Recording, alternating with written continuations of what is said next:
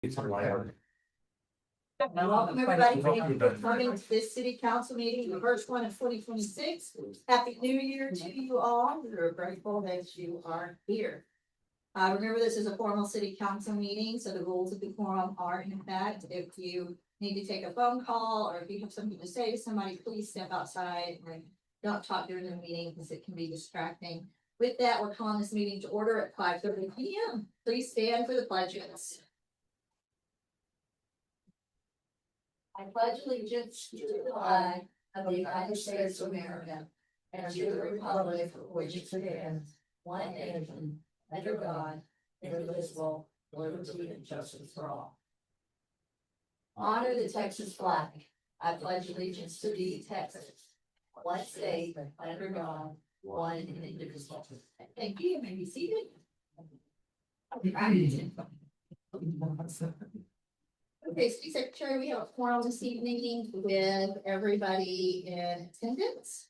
Proof of notice of meeting, City Secretary. Thank you, Mayor. Notice of this meeting was posted by 2 p.m. on December 23rd, 2025.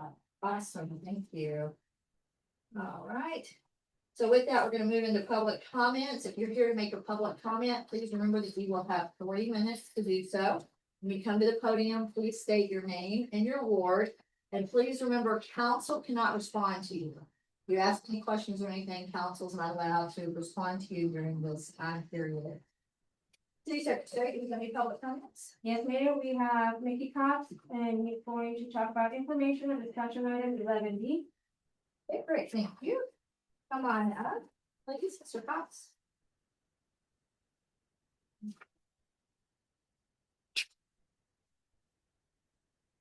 Hey, good evening, folks. I'm not a resident of Ward 4. I drive through it many times every day. I live in Sierra Leone. And I presented to Ms. Escobedo a proposal. It says, why don't we take a look at moving the big traffic, the dump trucks, cement trucks, the big 18-wheelers, instead of coming through the Cemetery Road entrance, go through the 118. And I presented her a package that outlined some of the, it's really kind of, I'm not sure how complicated it is, but you have the city jurisdiction and you have county jurisdiction on the way from out to Sierra Leone. Because the city jurisdiction ends at that overpass little that's right before the cemetery, then become county. The point here is, I think the heavy traffic can be restricted through Ward 4 and have them go through the front gate of Sierra Leone. It's down on 118. It's an extra. And I provided maps and all this kind of stuff. Let's take that heavy traffic off the Ward 4 Alpine City roads and put it down 118 and have it come through the front gate of Sierra Leone. So there's a package, I believe that Mrs. Escobedo has, and she may or may, I don't know if you have access to it. If you have any questions about it, I'll be glad to address it. And we was basically kind of spitballing it. We can say that word, you know, it's an idea of, I think this needs to be evaluated. Now, we know that there's people between the city line and Sierra Leone that belong in the county. And they deserve, if they need a cement truck or dirt truck or whatever, fine. There's a lot of exceptions to the rule that could be provided to the ordinance. And I don't even know if an ordinance is needed. Maybe it's something, a discussion between between you, Mayor, and the folks at Sierra Leone. Hey, can't you just guide your construction traffic down to the other gate? Cause I think it's all been a matter of a habit. On the part of everybody out there. And like I said, I don't live in. Well, you know what? My residence is not in Ward 4, but I live it, cause I drive it. I see the people, I live it, you know, we all do out there. So this isn't Was that time? meant to be, sorry, not meant to be, confrontational. It's meant to be something to be explored and hopefully work in partnership with the Hilarana leadership. Thank you very much. Appreciate you. City Secretary, are there any other public comments? No. Okay, great. Moving on to public hearings. Public hearings follow the same format. If you're here to speak on a public hearing, you'll have 3 minutes to speak. You need to give your name and your ward, and remember, council cannot respond to you during the public hearing discussion time. So public hearing 8, time, City Secretary is 5:36. Open up public hearings. Public hearing to obtain citizen views and comments regarding the first and final reading of ordinance 2026-01-02, and ordinance amending the City of Alpine fiscal year 2025 through 2026 budget to appropriate funding for the purchase of an incinerator for the Animal Services Department, providing for the following clauses: findings of fact, cumulative, proper notice, and meeting an effective date. Is there anyone here to speak on this item? Okay, seeing none, I'm gonna close public hearings at 5:37 p.m. City Secretary. Moving on to public presentations, there are none.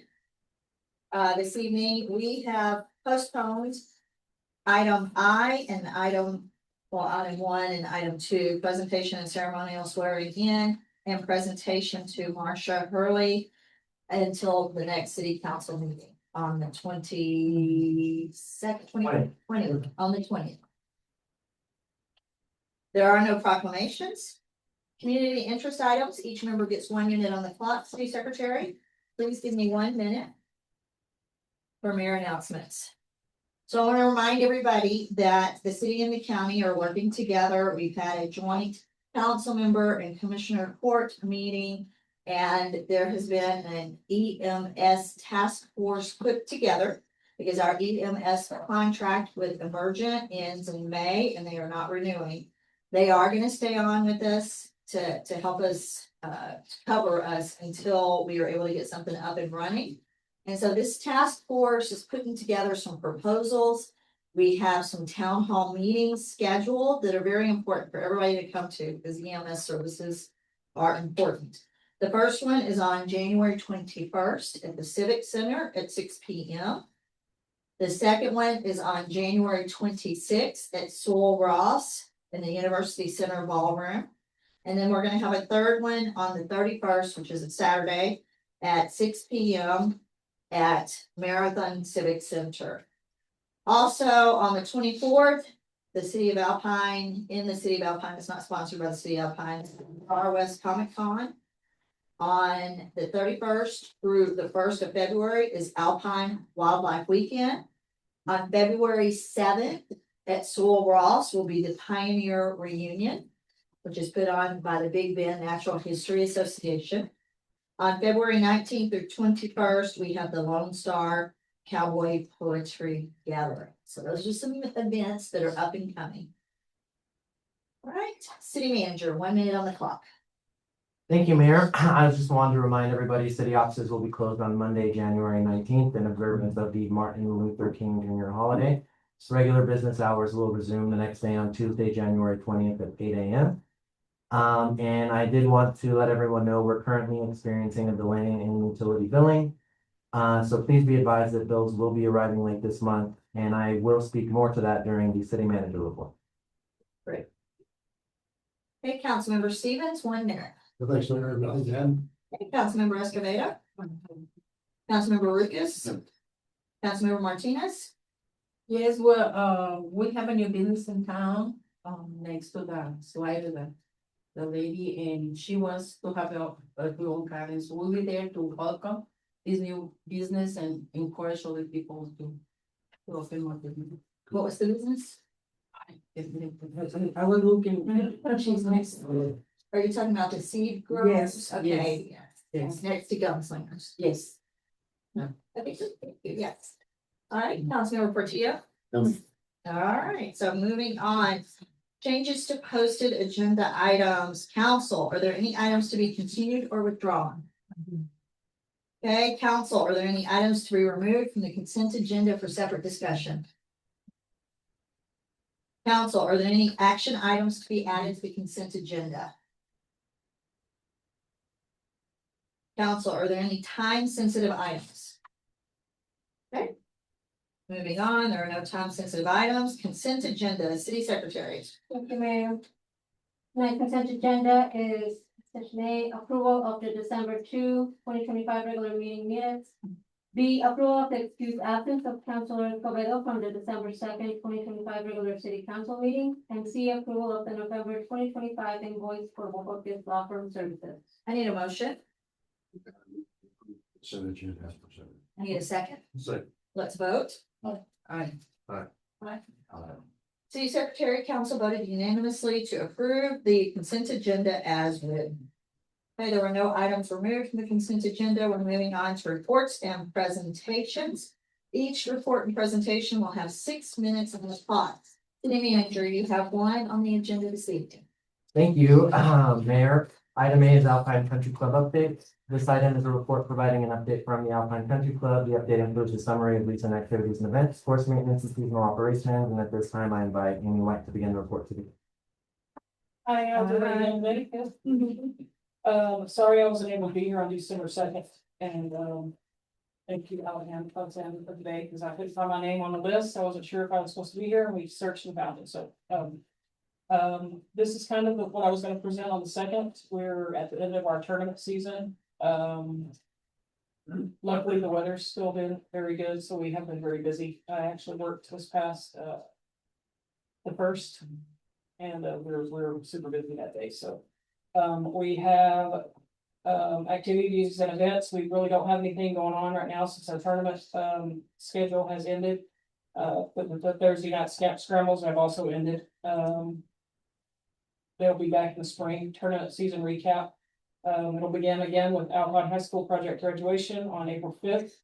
And continuing with the full calendar events. Participation and sponsorship grew steadily this year.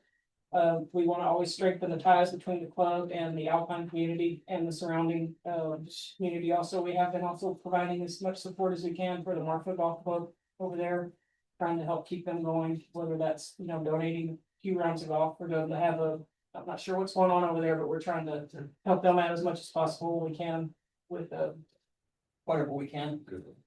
Course maintenance and improvement with the tournament play paused during the cooler months. We were gonna focus on the maintenance of the course and the equipment. Also the clubhouse and the restrooms out on hole 5. Something going on out there with some sinks or anything like that. It seems like we slow down, something's gonna go wrong, but we're working on it. Aeration got completed earlier this year, supporting stronger conditions and routine care continues to ensure quality for members and guests out on the golf course. Starting December 1st and continuing through the end of February, the cost to play will be reduced by $5. That doesn't seem like much where we're trying to get some people in there. This adjustment is designed to encourage play during the cooler months and while we're also doing maintenance on the course. Of course, our ballroom is always still open for rental.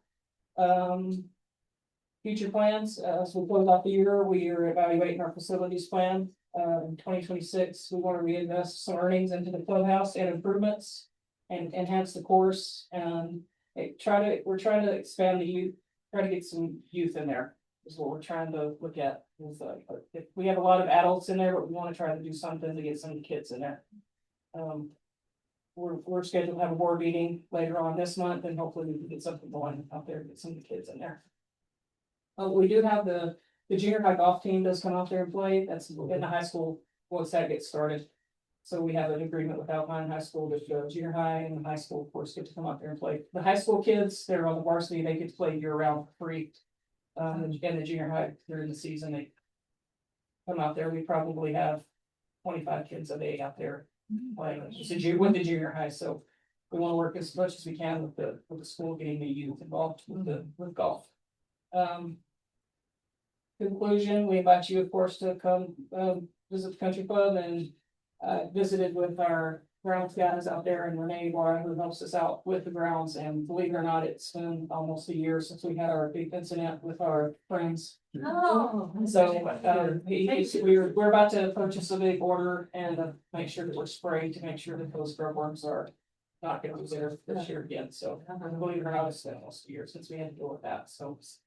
Future plans, try to get some more kids in there, get the youth in there, and make sure the hogs don't come back. We have been able to hire a manager. He was a former employee there. He's agreed to come on as a full-time manager inside the clubhouse. So we're trying to get our staffing issues. We do have a lot of the college kids work there with graduation. A lot of them have moved out, so we're trying to get ourselves back staffed up. But right now, we're doing okay. We welcome you guys out. If you have any questions ever, you can give us a call, still over there. Still back here, we'll show you guys around, or any questions that you have. I'm on the board and the president of the board, but the ins and outs of the secrets of the Alpine Golf Course, you know, these guys have been playing out there forever, would be. You guys have any questions or anything?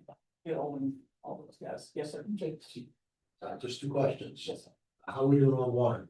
I think we're doing okay. I haven't heard anything from a Beeper or Renee or John out there. Great. So I think we're doing okay. Second- And right now, you know, everything's, it's pretty brown out there, so I'm not sure the process of how much we water out there, or how much water we use when it's, you know. It's gonna be brown anyway, so I'm not sure how the system behind all that. This second one, what can we do to help you up and push business your way? Because you guys are busy a lot. We're really busy right now, and we stay even, but we're making a little bit of money. We're doing okay, and it's gonna slow down, so that's good. I mean, we are gonna hit. It's been very warm, and the weekends have been busy, but it's gonna get cold, and we're gonna have weeks where we are not making any profit. We are gonna be closing most Mondays right now, just because it's paying somebody to come in there and be open on Monday. It's not really worth it right now, and it gives everybody a break up there on those Mondays, so. Thanks for reading. But I think it's, Councilmember Portillo, Thank you. Councilmember Martinez. No question, but thank you for all your hard work and keeping that going. we're trying. We couldn't do it without the guys and the ladies, with Melissa O'Brien, she's also on the board, and she's doing a good job helping out as a board member as well, and all the guys up there that are just members. Really keep it Each going. one is a teamwork, you know, all working together, each show the results, so Yes. you know, great. Yes, we're good. Councilmember Ricketts. Councilmember Escobedo. Councilmember Steele. Thanks. Thank you guys, and thank you guys for being on the city council. I appreciate it. Thank you. We appreciate all you're doing. All right, moving on to information or discussion items. Item A belongs to the city manager. Thank you, Mayor. Item A is process and timeline to consider proposed amendments to the City of Alpine Home Rule Charter for submission to the voters at the November 3rd, 2026 uniform general election. This discussion item does outline the legal requirements, procedural steps, and preliminary timeline for considering amendments to the Home Rule Charter. Under state law, charter amendments may only occur once every 2 years. The city last held a charter election in November 2024, making us eligible to begin the process again. This item also addresses the need to formally place voters. The change authorized by Senate Bill 914, which moved city elections to the November uniform election date, and now must be codified in the city charter. So in your packet, I did include a calendar of helpful dates. One notable date is to order the election. We have to do so by Monday, August 17th. I think that gives us a tentative timeframe of the last meeting in July to have it ordered, completely. Included in the packet as well was just a breakdown of all the dates that the council had discussed changes to the charter in the prior election season. So I think, as you can see, it was many discussions and took a lot of time and effort to get that done. And then another item that I wanted to mention is During our last election, we did have an area that we didn't change that we needed to change, so we have a kind of some conflicting provisions in the charter regarding the terms of office, so I really do think now's a good time to get it done. And I just think having it as a standing item and continuing the discussion, and council, of course, providing direction as to what y'all would like to see the process look like, that's pretty much the purpose of the discussion. Yeah, and I would like to point out, it does take a long time. If you notice, where maybe the dates for discussion in order to get it on the last election. I started it out on January 2nd, 2024, just discussing it in council. And to take the workload off the staff, I did the majority of the typing of the propositions of certain legal language the state of Texas unfortunately requires us to use. The legalese, it's not just simple, straightforward. And then we had to pass it to the attorney and council had to approve it, and the state of Texas had to approve it before we could get it on the ballot. The city manager also put the charter, and I know you all have a copy of it too. But he put the charter in your packet here, so you might want to pull that out and look through it to see if there's anything that you want to propose that we change. We bring it to council, discussed and voted on.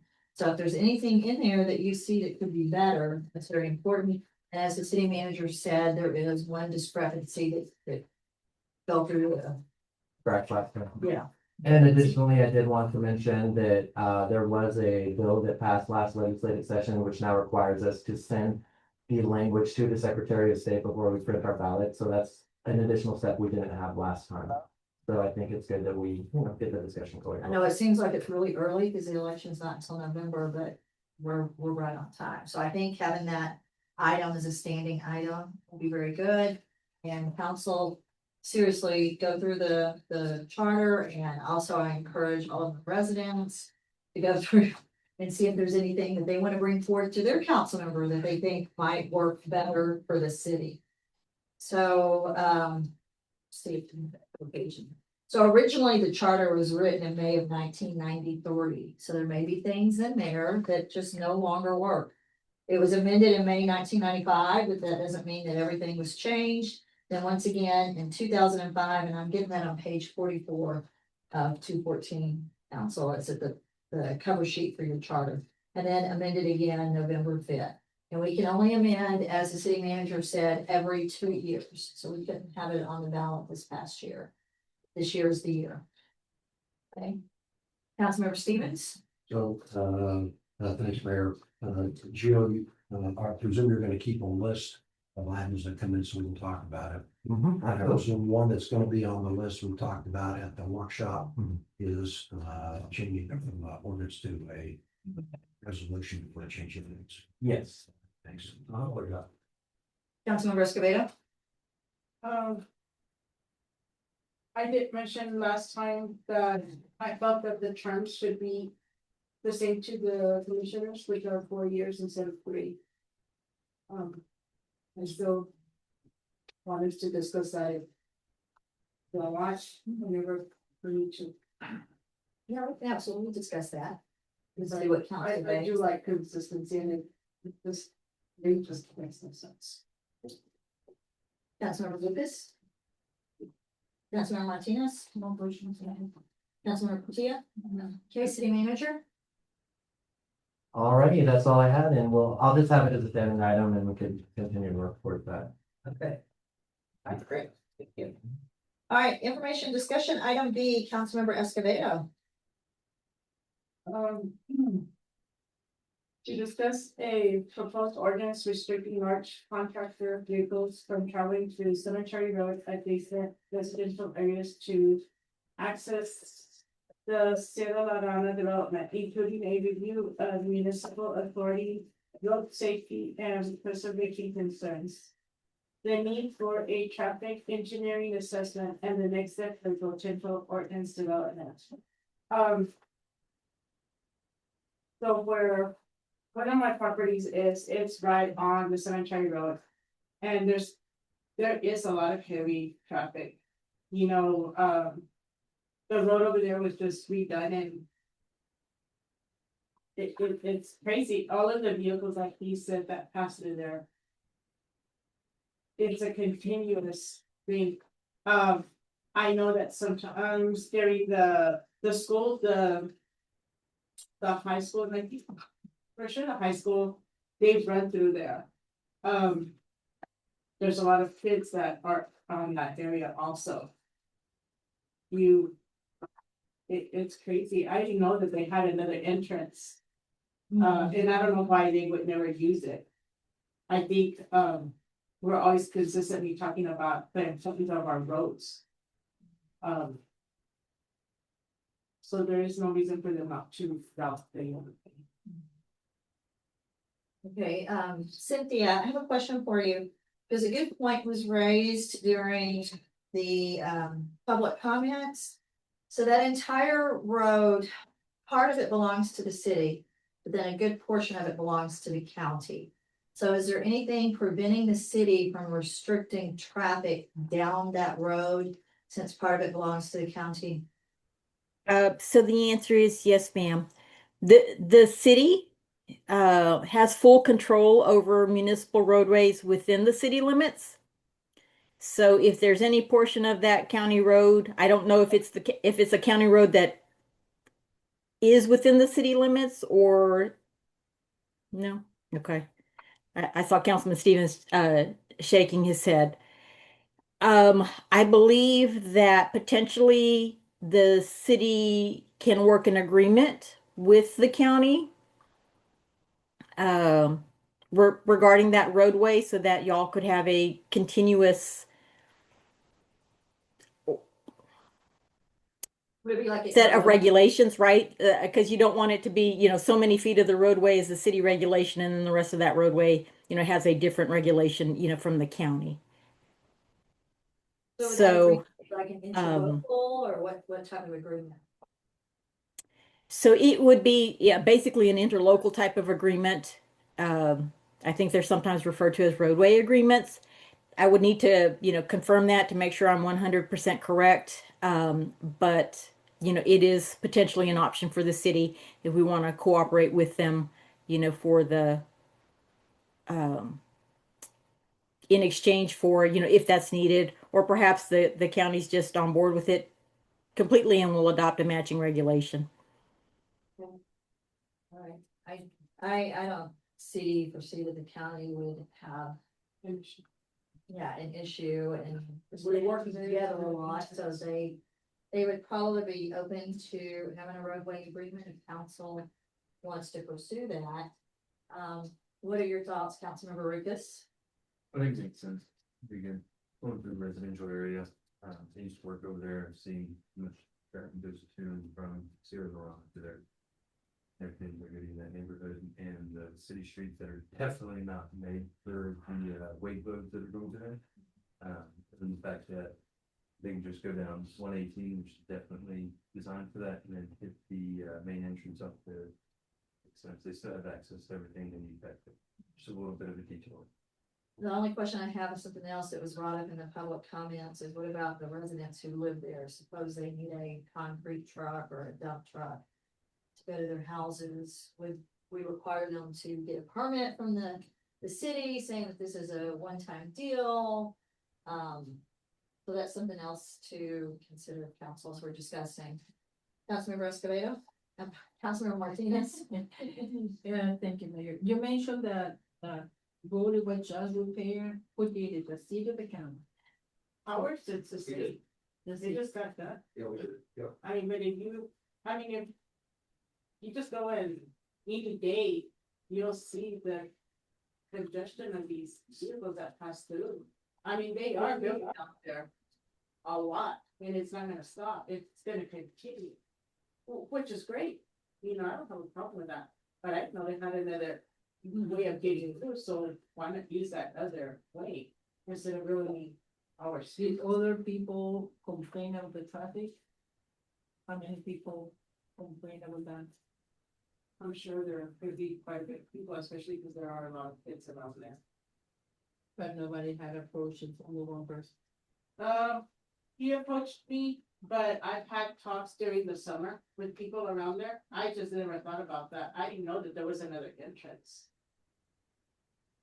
Well, I agree with you, Mayor. I don't think there will be any problem talking with county, you know, now that we're good terms.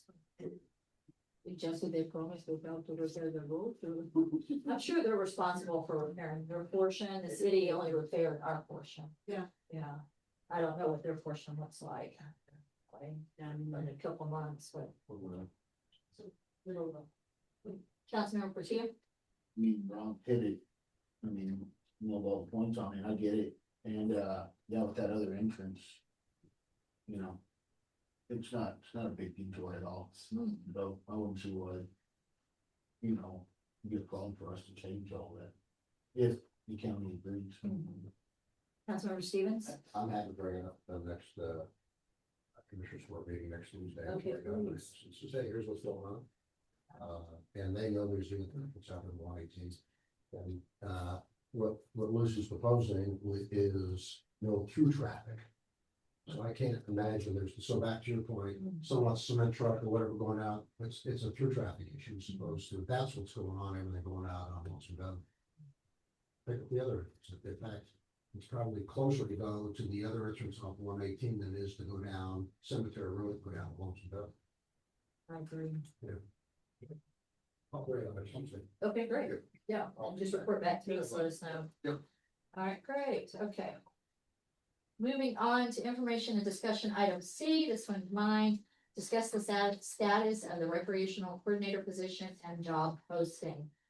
I was listening to the Parks Board meeting, the last meeting that we had, and I know the recreational coordinator position was listed. Is it back on the website? No, Adri can provide an update on that. We had a discussion earlier today, but Adri's fully aware of where we're standing. Okay, great. And we're also curious about the number of applicants and being qualified, et cetera. Adriana Holguin, Public Works Administration. For the recreation position, I don't know the length, of how long it was open. I don't have that information. Can we just have it indefinite? We can, but they decided at the department level to not post it yet, so. Well, this second time, the first time we wanted to definite, I don't know, it was placed only for so long, I don't know how long it was posted for. We did have 2 applicants during that time. 2 applicants, one, we went ahead and extended an offer, that declined. And the second applicant they were both very good towards the, application, so we reviewed the application. And we were leaning more towards one than the other one, and then during the interview, we realized that the other one had more experience that didn't place on the application as far as actual lifeguard experience, pool experience, and sports event. Which is why Eddie decided to go with that other applicant. Both applications weren't very happy with the amount that was offered, and so we extended, negotiations if they would accept the offer. I did have a timeline. We did extend the offer on, I believe, the 23rd of December. Left a message, phone, email. I did get a phone call on the 26th or 27th. It was still during holiday time, but I did take it immediately. And unfortunately, that applicant didn't take it. So both applicants have declined and. Right now with the second applicant, Eddie at first decided, after the first applicant decided not to take it, he decided that he wanted to wait on the final decision for that secondary applicant and open it up again until filled, because he wanted to have more applicants and having that possibility of seeing if there's anyone else that would have more experience on pool and sports. But this was, and I wrote it down just to make sure, because I've been keeping dates. That was on the 29th where he made that decision, and he sent out an email to repost it again. Okay. However, this morning, Eddie notified me he reconsidered. And he wanted to offer the position to that second applicant. The offer has been made. We're pending. I'm aware that this applicant has also within the city another interview for another position. And, according to Human Resources, she replied that depending what happens on that interview is what will determine whether she'll take our offer.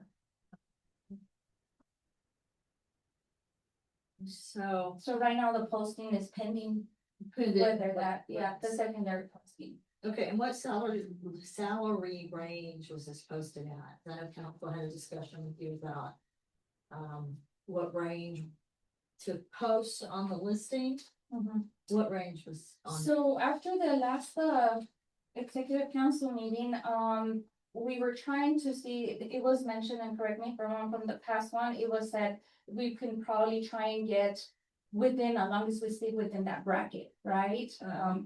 Midpoint, high point. Unfortunately, with finance, everything was budgeted to the minimum amount, which is the $15.75. So $15.75. So we have no choice but to post it at $15.75. But we were able to place it up with the constituency of with experience, you know, pay can be negotiated. Okay, Which is what we did with both applicants. We tried to submit an amendment. There's only so much that we can extend it to with how the budget is already. First one, that's the reason why the first one pretty much declined. And with the second one, we're waiting to see, and so we did offer $17. Based on her experience. Her experience is mainly on smaller activities, banquets, and smaller events that way. So that will create that cover, although there's not much with pool and recreational sports. But if she does take it, I think she would be able to really manage that position, to be honest. So hopefully at that. Eddie did make the decision because of the budget, working with the finances, trying to extend the offer of the fire at 1575 past the 3-month probation, giving that amount of time for the finance to be able to submit an amendment to be able to get this person the $17 at the 3-month probation ending period. okay, So that's what we were able to do. okay. So for the position, the individuals know that they'll be responsible for things like policies and the legal implementation of things for the pool and following rules, like how much mulch is needed in playgrounds and things like that, according to state laws. Yes, so that is in part during the interview, I mean, it was something that both applicants really stressed, not really agreeing with that amount that was posted. They said, you know, depending how much we'll be able to. So, I mean, we're kind of like limited on how much we're being able to offer at this point, or even be able to post for the position. Unless something will be amended and we just post it at whatever max we can amend to, but we're pretty much limited because of the budget that was already set from at a minimum. All right, so council, what I'm struggling with is when we had this conversation, we had all agreed to have the salary posted as commensurate experience, so that we would attract people who are highly qualified. But if it was posted at $15.75, then, so how do we work around that? Being with the budget? City manager? You know, and I've had these discussions with Adriana, she's fully aware. The issue is that it was budgeted as a certain amount, and we need to work towards amending the budget, because we're not able to really hire, you know, if it's not budgeted. We need to figure out where the funds are gonna come from, how much the department is going to reallocate, where else we're gonna get it to put the additional funds. And I don't think that it's transparent or fair to say, okay, we're gonna give you within this range, and to say, okay, but you have to wait 3 months. The most important thing, and Vicky's already talked to Adriana as well, is that we work on the budget amendment with the council. And that's why, Eddie decided to make the offer of 1575 for 3 months and then bump it up. We need to work out the details. We're not able to just hire, the whole range without it being included in the budget. So we are working on getting an amendment full to you all. But just again, I really don't think it's a wise decision to post that we're gonna get, give them something or be able to work within something. And at the end of the day, we're not until council approves the budget. And Eddie is very, he's very aware of that and he's trying to see whatever like the city manager and the financial department recommends, on how to proceed. And it's just with the budgeting, we can only do him as a director or him instructing me as his assistant. There's only so much we can do. So it's like how Gio said, because of that budgeting that was already done, the best that we can do is, like how he said, post it at that and try to amend. We have to wait to see if they even take it at that offer in order to amend. So right now, we're waiting to see if this applicant does accept it. And then, as soon as we hear a yes, then I'll be able to submit it to finance to get all that deal and maybe to. I see, yeah, I understand, so that's good, so we will wait to see what they have to say, but I think council was. Which would be was not aware, to. was not aware that that was going to be the issue when we talked about the job posting. We the didn't requirements, know that either until. So we should have known got that. together, yeah. Councilmember Stevens? So I just offer thought.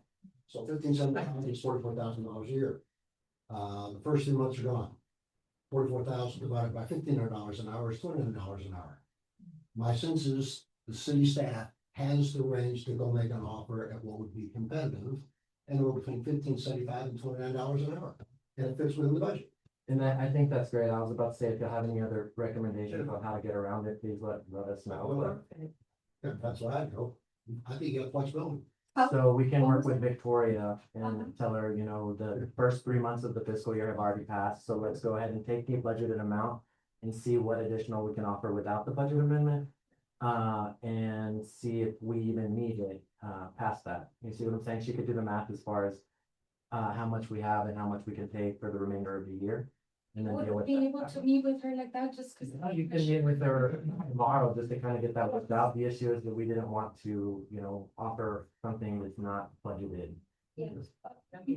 Okay, well, first, and then tomorrow we would also have hopefully a response from the second applicant, depending how that secondary interview went. Well, and I mean, depending on the experience, like I said, to Adriana, she can take a look and see all of the additional qualifications, see, like the degree, she has a degree that applicant, for example, we could, make those justifications to raise the rate of pay. But as I'm saying, just basically, we can work it out, and you could even go higher than the 17. It's just that we have to have those documented. I always do a formal memo whenever I go above the minimum, just to kind of say, this is why I selected this rate of pay, all of these qualifications, so. Just guide me on that with Miss Vicky tomorrow, because I know Eddie just wants to be able to be according to Right. what the budget is, and he's not quite sure where to go, so he had, well, let's try at this. And so That's Victoria fine. was already working on the budget amendment, by the way, as well, to get that considered really soon too. From this morning? Mhm. Okay, perfect, because we did meet this morning to try to discuss all that in Eddie's recent decision. Councilmember Patia? So, I don't know, I'm trying to figure this one out. So we went with the minimum. Why not always start with the highest, budget that, then you work down? It's easier to work down than it is to go up. Then why did we start at 1575 if, if we could have budgeted higher, why not set that rate on our budget? But not, then when the applicant comes in, applies, then you at least have that much to work with instead of, sorry, this is 1575. Yeah, we That's what I'm trying to figure that one out, like, why did we set it so low instead of putting it at the highest, budget at the highest? And then it's easier to work our way down than it is to go back up. I don't know, maybe I'm just. No, I mean, we do that for more the, director roles. I think I've seen that they've done that in the past, like budget a little more so they can negotiate, Yeah, for the other ones, the directors, let us know what they have, what the rate of pay is, et cetera. And usually for the, entry level or other positions, they just budget at the lower amount. However, yes, we have some work to do in HR. Generally, a lot of work to do, like I explained to you all previously. So I think we have room for improvement, and that's a great idea. We definitely want to get going forward. It's a good point. Councilmember Martinez, thank you, Mayor.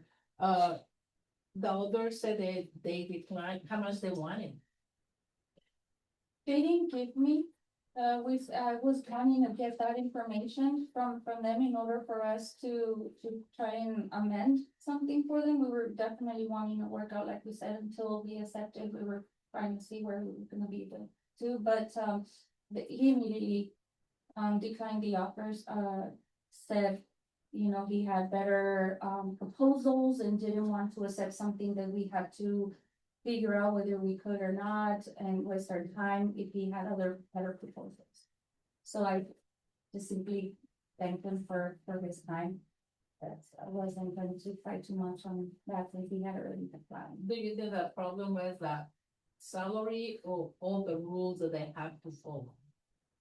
Both applicants were very straightforward on the fact of the job description, that the new job description that was done with the task, because they went through it compared to the amount that was posted with the 5075. So there's definitely is like all this responsibility, all these things that I need to do and get certified like on the CPO and so forth for this amount. And then we definitely asked, well, what would you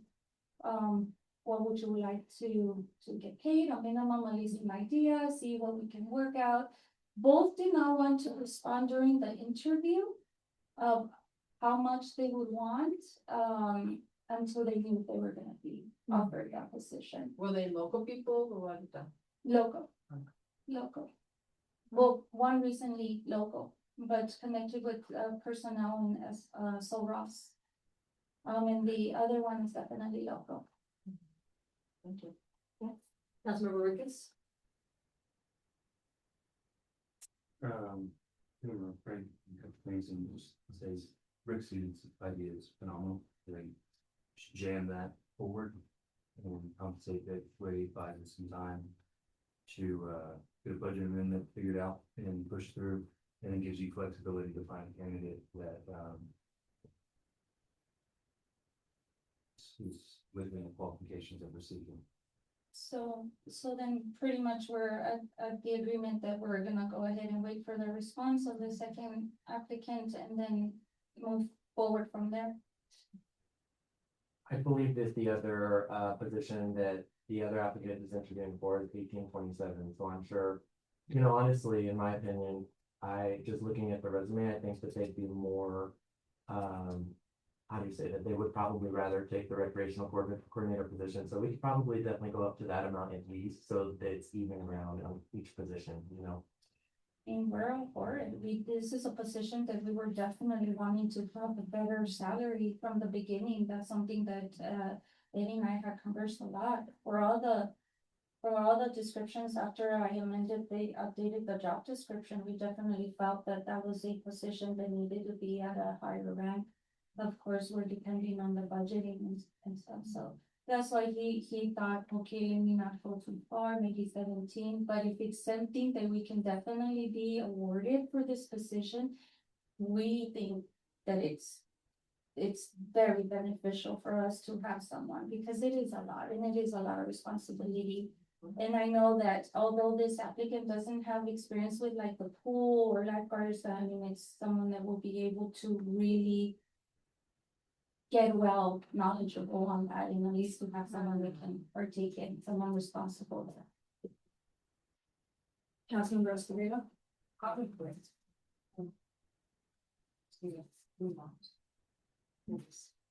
Councilmember Stevens? So I just, the money divided by 9, whatever that hourly rate is.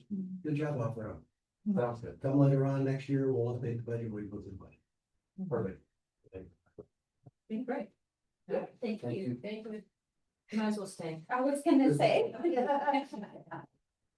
Okay, moving on to information and discussion item D, that's also mine. Discuss the status of the dog park and steps moving forward, continue improvements at the facility.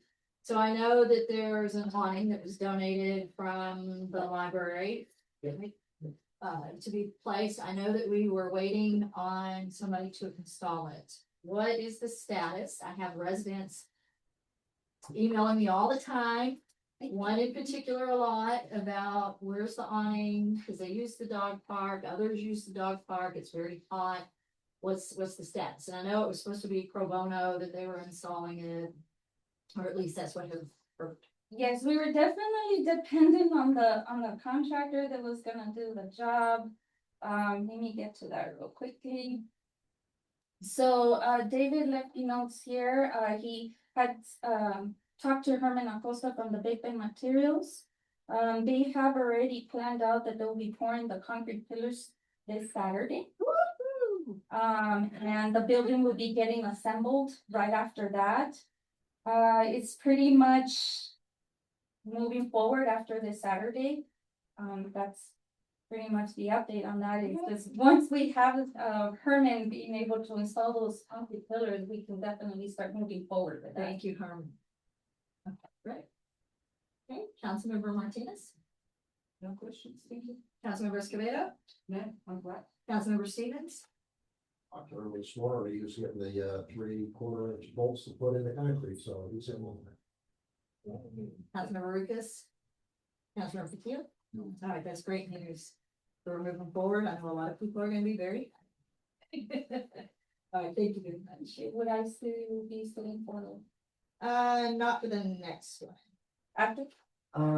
Executive. So there is an executive session item, you know, Adrian could provide the input that we have, or we could reschedule it for the next one. I don't believe that there's too many updates on that item. I mean, there's maybe a few. No, I actually have some questions. Okay, so if we figure out. It comes through with whatever I do have in an email from one of the, You're always very good. Thank you. I do have something for you, at least for now. Okay, good deal. All right, so moving on to information discussion. Boy, I was busy.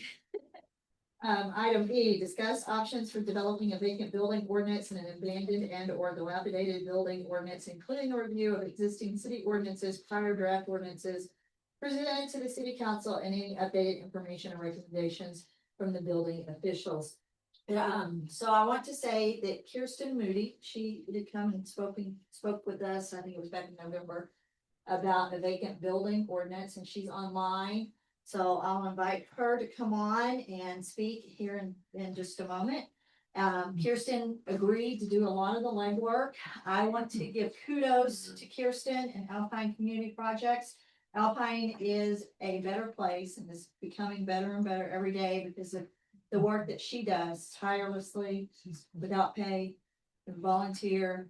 She helps us out, and I don't know how she has the energy and the time to do these things, but I thank you from my heart. Thank you.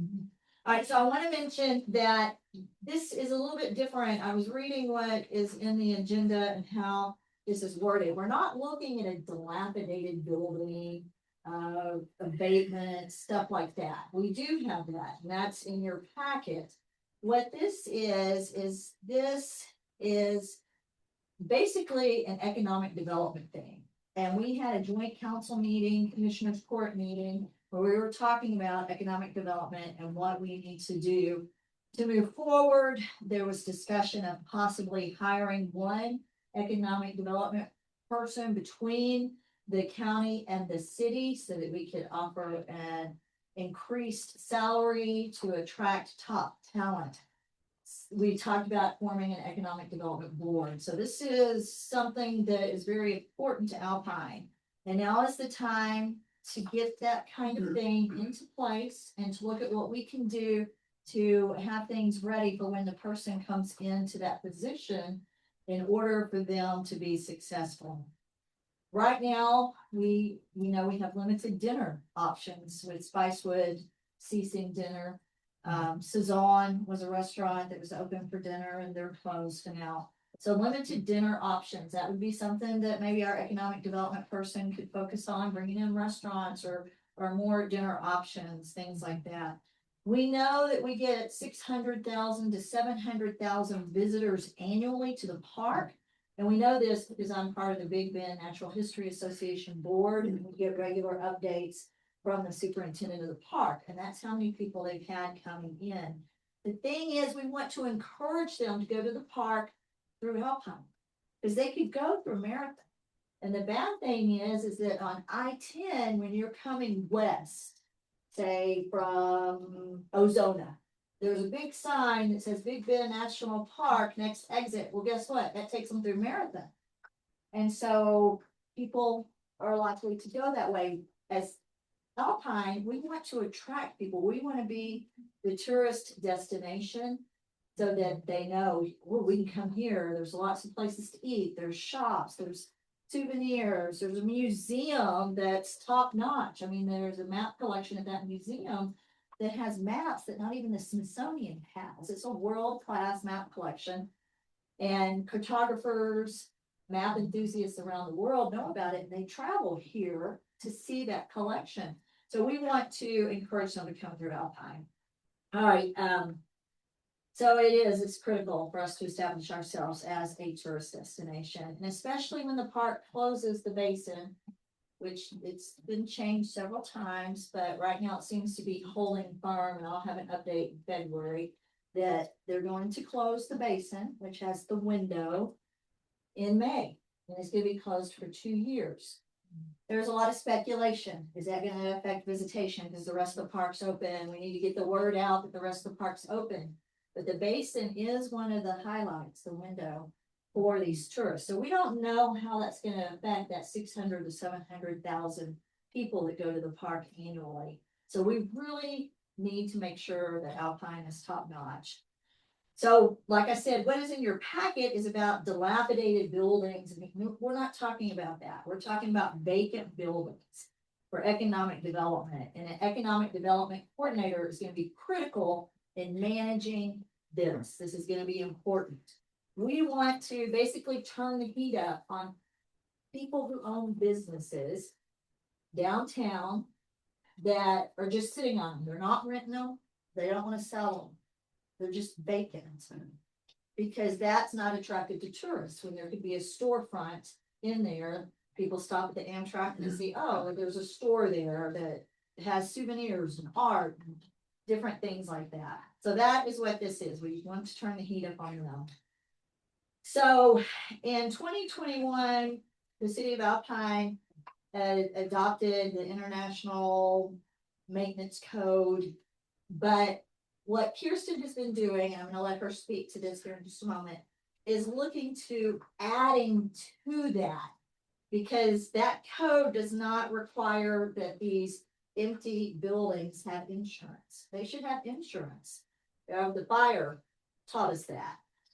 So we're proposing that they have the insurance, that they are registering their buildings with us, and Kirsten has access to a spreadsheet. She has ways to make this easy so that our building official and our economic development person or any other staff member isn't encumbered by having to deal with this. So it's not so restrictive.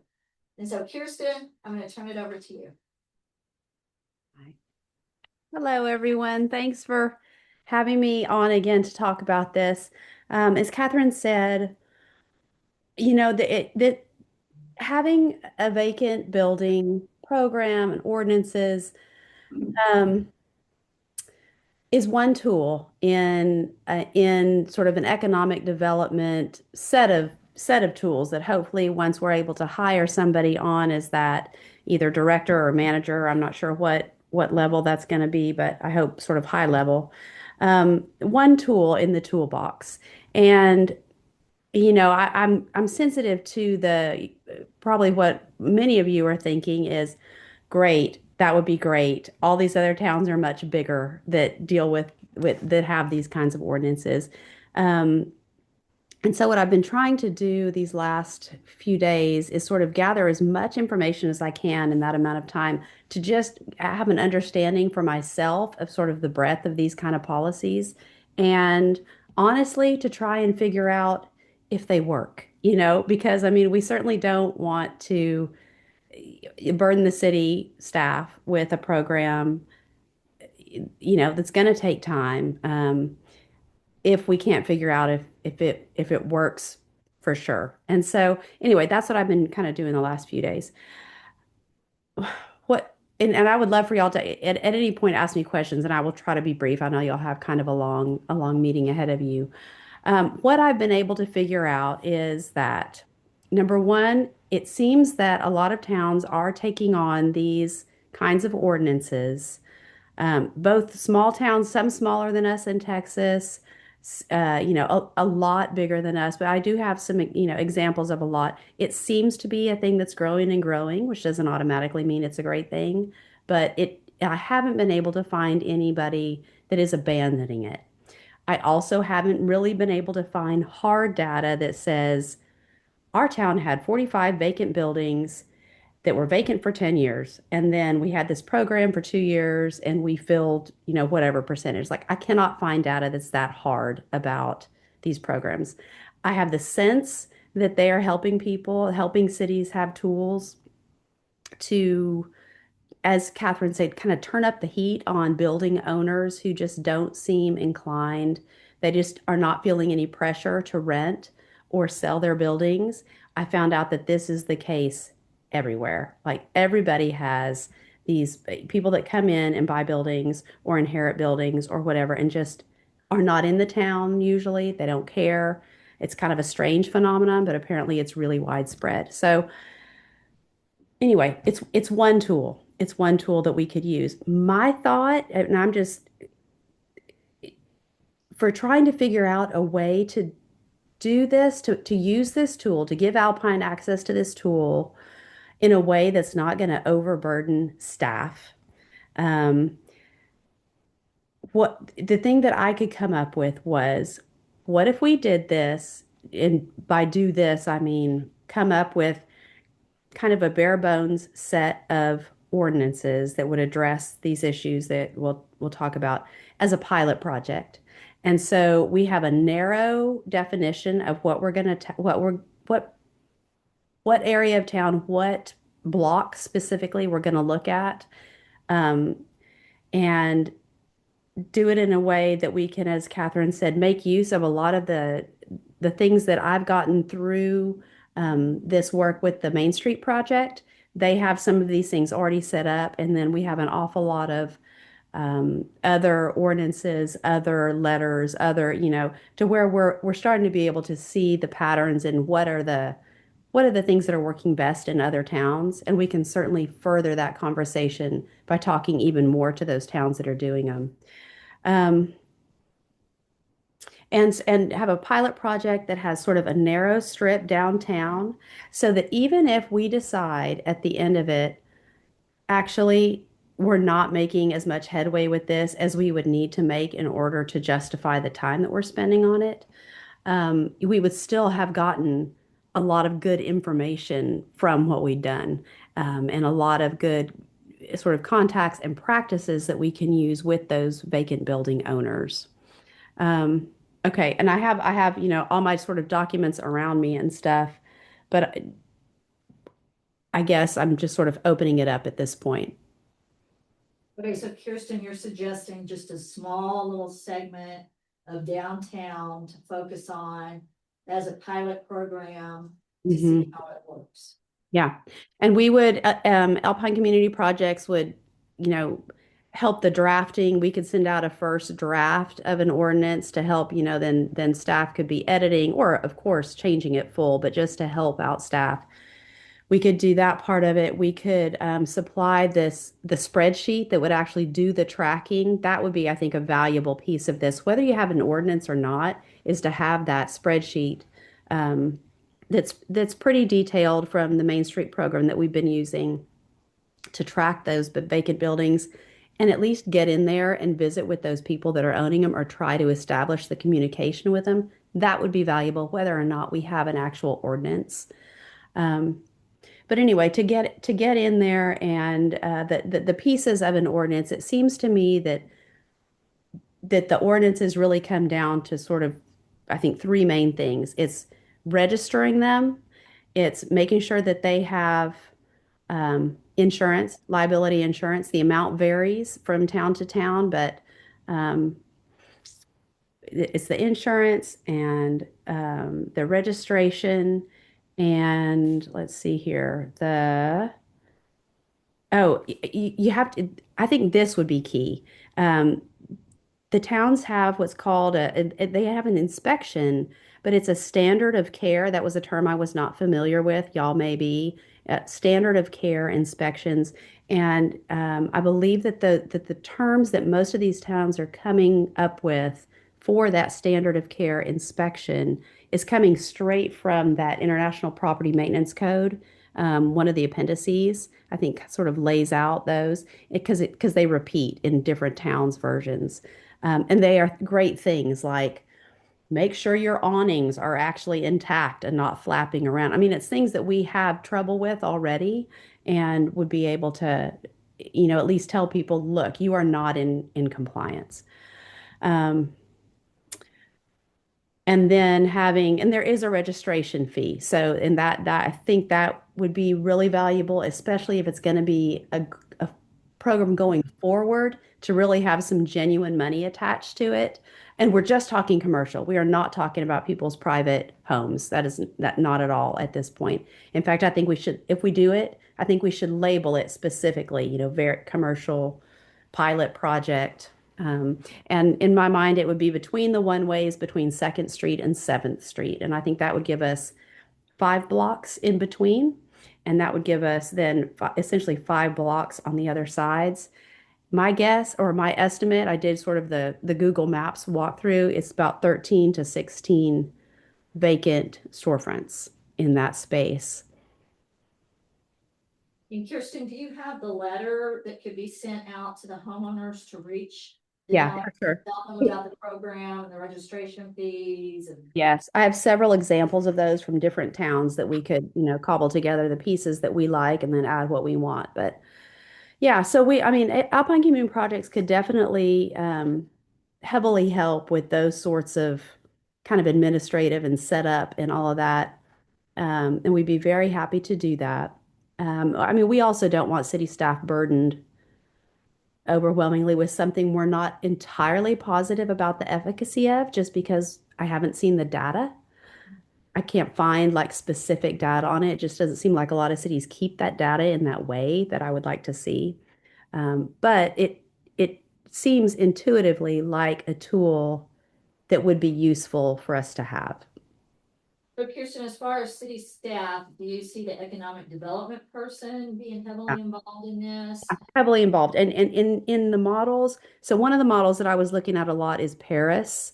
And Paris is like 4 times our size. So they have, I mean, 24,000 doesn't seem like a lot of people, but compared to Alpine, it's a lot of people.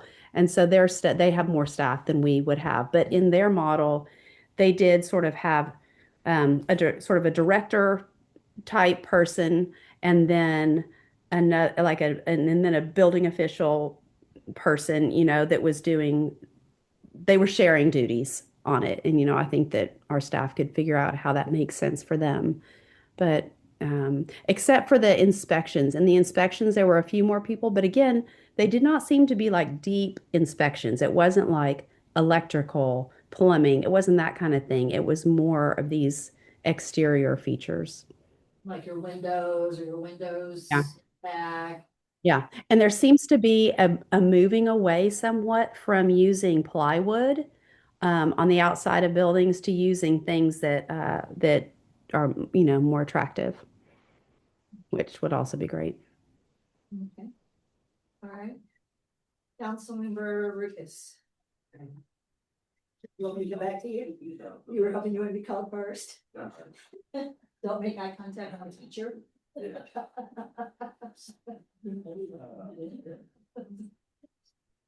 think this is a great idea.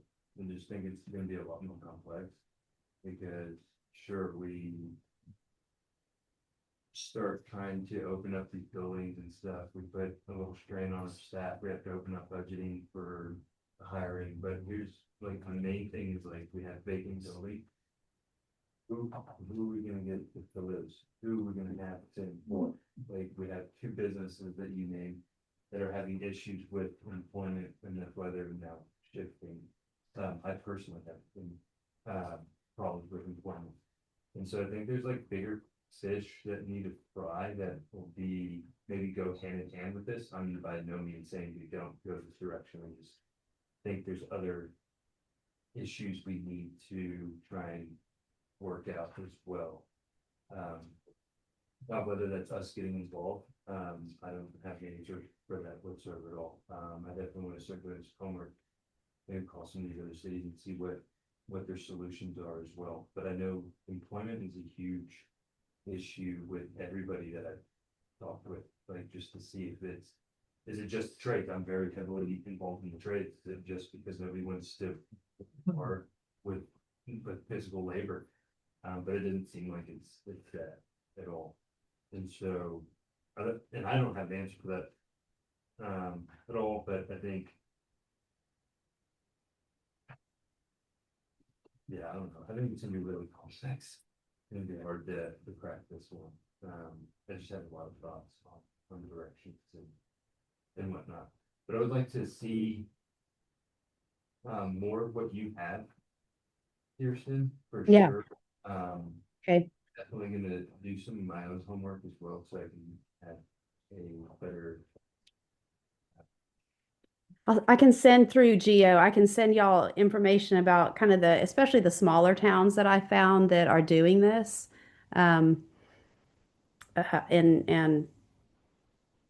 so that y'all can talk to them if you want to, or, ask me to do whatever you need to do there. Yeah, and I think there's things with this that I definitely think should be foundational, such as like requiring insurance. Like, so, I mean, as much as it's and stuff, but it's like, I have a state required minimum that I'm legally supposed to carry with good reason, and I think it's a good umbrella to enforce. Like, there's sure it costs, but for good reason. Obviously, is we want to have two businesses that we've lost, and it's not gonna keep. Yeah. We can come back to you if we have more. Also, I see it as a way, I know a lot of people who own businesses or who want to open businesses tell me that they have trouble finding affordable rent downtown or wherever. So I see this type of program where the owner is having to pay to have their building just sit there vacant, or they can rent it. And that might help drive down the cost of rent. That's what I see as a possibility. Councilmember Escobedo? I do think this is a good idea. I do also think that at this time, it's not a priority. I would also like to see what small towns this has helped and in what way or not. Councilmember Stevens? I like Rob's comment, this is complex. I think we can all agree we'd like to see the buildings occupied. So I don't think there's any issues there. But frankly, I believe we will be hard pressed, and I really appreciate understanding the legal side. I don't believe we have the authority. Particularly in state of Texas, property owners, they do whatever they want. And if they leave it vacant, they can take it, because it's not up to us to decide whether they choose to leave it vacant or not. The things that we have within our power, certainly could include requirement for insurance and rental business. That's within our legal authority. And frankly, I don't think we should be doing it for just vacant buildings, but we for all buildings. A commercial business ought to have insurance, just get over it, except limits. I'm a contractor, I have to have legal requirements to fill any job I do have to demonstrate the the ability that I've got that insurance. We all drive vehicles. We have that insurance for driving a vehicle. That's one of the requirements. So I think we're well within the bounds there. Oh, I think having meeting the safety requirements, certainly we can fulfill that. But getting for us to say, Rick, you have a commercial building, you have to rent it out. I don't want to. It's up to me. It's my building. I can leave it vacant. It's no different than your house. You own a house, you don't leave it vacant. Cynthia, can you speak on that? I know other cities have ordinances, but that doesn't mean that they're legal. So. Right. So most of the cities, well, not most of them, of the cities that have a valid defensible ordinance, is what I will say, are home rule cities. And the ordinance is adopted based on the fact that they are home rule city, and there's nothing in state law that prohibits the city from having this type of ordinance. Right? Because that's the standard for home rule cities. And so to the extent that currently there isn't anything that would prohibit the city from having this ordinance, y'all can craft an ordinance based on, the pieces of, put together from these other cities that work for Alpine. Okay. So that's where the authority comes from. You're not actually going to find it in any of the property maintenance codes or any of the international building codes or anything like that. Yeah, well, I would expect in the state of Texas, the next biennial, maybe take that out in a hard rule, say, here's the home rule cities, again, taking authority that residents should not. I'm just trying to think ahead. So should we do something to help? I would rather see the economic development, find out our businesses, our commercial buildings, how many are there? Why are they empty? What's a reasonable rent? Let's have that discussion as a carrot as opposed to the penalty. Because as a business owner, let's play this out a little bit further. Okay, so let's I'm a business owner. I've got a piece of property. What are we gonna do to compel me as a property owner that I have to go in? I want $6,000 on a dollar, I want $10 a square foot in my building. That makes sense. And you're not gonna charge me $6,000. The city will go up in arms, we'll be chasing businesses away. So I'm trying to be devil's advocate for the discussion. I support it, but I'd rather see us use some carrots to try to find out where are businesses, what's vacant, and let's figure out why are they vacant. Then let's have a reasonable discussion. How do you motivate and incent people? Because you go up and down the businesses, down the roads, go talk to the business owners, they're struggling with rents. That's the one who's renting them. The owner says, my taxes are off the charts. And I've got rental properties in this town, it's beyond me what I'm paying. So for me to break even on a property, I could be charging $2,500, $3,000 a month for rent just to be able to break even and make money. That's what the commercial guys are running into. So I think we need to think about this more in a way that leads us down a path. That's for the carrots, and I'd much rather see us. We're gonna get economic development. Let's go work. Let's do the inventory. Let's come back and have a discussion. Invite business owners in. You say there's. Last count I did, Elaine and I drove up down the street, there are 40 vacant commercial buildings in Upland. 40.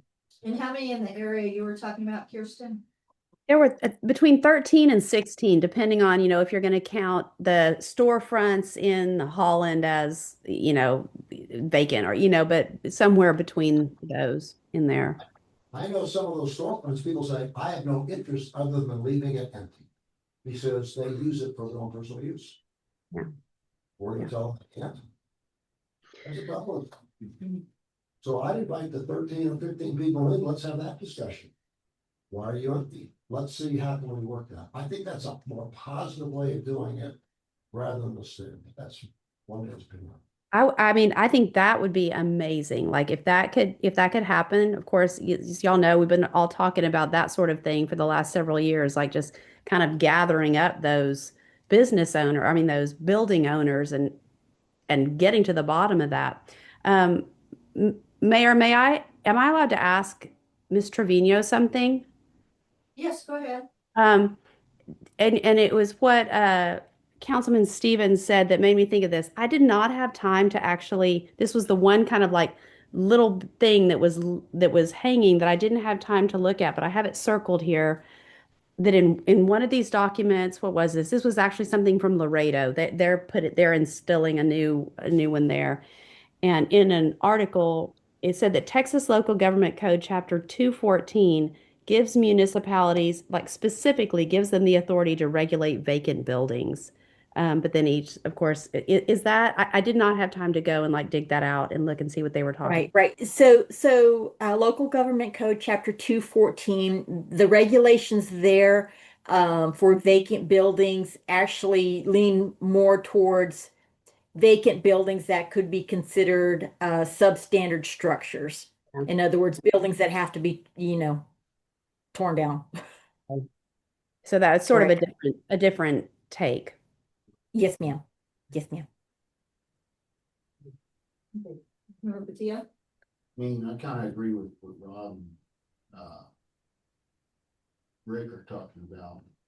But, I know you said you hadn't been able to find a whole lot of stuff on a lot of this, so if we do decide to, if we do try to, go forward with it, well, we set the precedent on everything, I mean, you're having trouble finding things, if we decide to press forward on any of this stuff, why don't we do it, but I mean, it is, I mean, born and raised here, a lot of these buildings have been vacant since I can remember, I've been here, minus the 12 years I was gone, I'm 48, 36 years. So I mean, still, but all my life pretty much. And a lot of these buildings are same ones that have been empty since I was a kid. And again, it does go back to where if you go ask somebody, do you want to rent it? They're gonna give you outrageous amount, or do you want to sell it? You want an outrageous amount. So they'd rather just sit on it. They don't care. They don't have to sell. They don't have to rent. So, I mean, that's what we need to look at is, okay, you don't want to do any of that. So what do we need to do? Figure out if you're going to keep that building, at least make it look presentable, right? I mean, there are a lot of places, I mean, driving into town, we've talked about it before. It looks horrible, but if there's no laws, any ordinances, anything in place on telling the owner, at least fix it up and make it look presentable, and I mean, it's just gonna continue looking that way, and things are just gonna get worse as the years go on, because I mean, we all know that there are a lot of buildings that no one has done any maintenance to any of them, hadn't even attempted to try to clean it up or anything like that, so I mean, but I'm with you, I mean, it is a big deal, and this can turn into something really big and major, but, if we could take small steps towards something, towards all this, and I mean, I'm all for it, whatever we need to do to move forward, instead of just sitting here talking about it, because it seems like it's either been talked about and nothing's ever happened, or no one's ever talked about it, so, that's why things are the way they are, and I'm big into, let's clean this town up and make it a good tourist attraction, I mean, that's what we are, we cater to the tourists, and you're right, you look around and there's not much. Yeah, restaurants are shutting down, there's nothing, I mean, we've had this conversation. Growing up as a kid, downtown was live, there was restaurants on either side of the tracks, there was stuff for college kids to do, for the young, for the youth, I mean, there was a lot going on, and what happened? So I guess that's the thing, like they said, bring in these people that own all these businesses, say, hey, what's going on? What do we need to do? Where, what? But more than likely, a lot of them would say, well, I want to do nothing with it. You're right. Or they live on a state. Yeah, exactly. So that's all I have to say about it. Councilmember Martinez? Thank you, Mayor. I think everybody is in the right direction, so it's a shorting in the staff, hiring, and we cannot force them to do what they want. We need a lot of clothing stores, shoe stores. Most of the people that online or they go out of town to buy basic things that they need, and we need all that. So I think asking the owners for what are their expectations, and maybe we can try to connect it with what they need, what they're looking for. But the rents are really high. But the main thing is who's going to enforce all these rules and regulations. There will be more job with Jessica. That's already have, or who will implement all this. And our economic And we're developer. gonna develop. Yeah, so the economic developer I see as being critical in this. And then they're the ones that'll also go out for businesses. Hey, we need a clothing store here. Why don't you come to Alpine? We've got the perfect place. And hopefully it encourages the building owners to go ahead and rent these places and rent them at a decent cost instead of just letting them sit empty. A lot of them are out of town, they've inherited them, whatever it might be, and they have no incentive to do it. I see, our economic development is critical and it is a priority. And especially if we want to attract the people that are heading to the park, and that number could theoretically decrease once the basic closes. Kirsten's done a lot of the legwork. Alpine Community Projects is gonna step in, she said, and help with this. I think we need to keep moving forward. We can't just stop doing things, having ordinances such as, because we're worried about staffing. We can step in and help. Councilmember Stevens? So you said there are 13 or 14 buildings, Kirsten? I think so, storefronts, yeah. So why don't you give us the list, and why don't all of us take 3 of those storefronts and find the owners, go talk to them. And come back and pay them. I love that. It's simple, we can do it, it shows leadership on our part, and talking to 3 people ought to be easy to do. I suspect they're in wards, let's see, I know they're gonna be in Ward 5.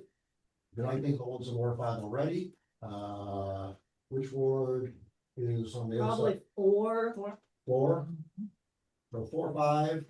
Probably more 4s and 5s. So give us the list, we'll go to work. Okay, Yeah, Okay. make note of how many live in town, how many live out of town, Yeah. So then the agenda for next week will go that quick. Sure. I've talked to, I have friends who own Clonesville and stuff at the Forest Stop. They were telling me that the way they want businesses come in, they figured out how to get grants to help people open businesses in Fort Stop. Like, they want people to come in. Is there something like that? I don't know if they're just blowing smoke or if it's true. I hadn't looked into it. Has anyone heard of anything like that? I think Cynthia? the Small Business Development Center has all that information about grants to help. And we do have that tool, that resource here, which can help our economic development person bring in these businesses, there's these grants available, but yeah. Kirsten, do you know of anything in particular? well, it was funny. I emailed myself something and then went through them all the other day, and one of them was, here are all these grants to help you start your business. And I emailed it to myself because I thought, that's the craziest thing I ever heard. What are you even talking about? So yes, I do think there are a lot of programs out there. They're not usually big, they're pretty small, maybe $2,500 or something, but that could, get somebody in the door with some stuff. The challenge in my view, it's all that. Right. You can get people to start businesses, they start in Alpine every day, and look how long they last. Look at Cezanne. It's a cash flow issue. And so it really is about understanding the market, what you're going after, and having sufficient market and the capital resources to survive. Get the grants is easy, survival is the challenge. And so that's what I was gonna get at, was the sustainability, our 6,000 people in what we asked in the county. I mean, I don't even know if we're gonna bring too much to the county, but say maybe 10,000 people roughly, with our surrounding areas that are coming into Alpine each and every day. We can only sustain so much, and we see that, and that's why we have businesses going up every day and we have them going down. And so to get into the 600 to 700,000, unfortunately, Chris, I'm sorry to put you on the spot, sir. I think I had asked you before, did you ever figure out what our percentage of our visitors were, kind of getting into this area? Or are we able to? I don't have that until hopefully when we get the new visitor dashboard, Okay, which we did get the purchase order and stuff, so that process is underway to start that contract. That's the one that focus is on giving us a number. It's still an estimate, but it's a better, like the one we've got right now is not even going to give us an estimate. They'll tell us what percentage came from Dallas, but not how many were. Right. Yeah. And so, trying to increase that percentage is like a huge thing that I've been trying to think about doing to spend money here, right? Because that would increase the capital flow in this city dramatically and be able to make more, or being able to sustain your business more readily available.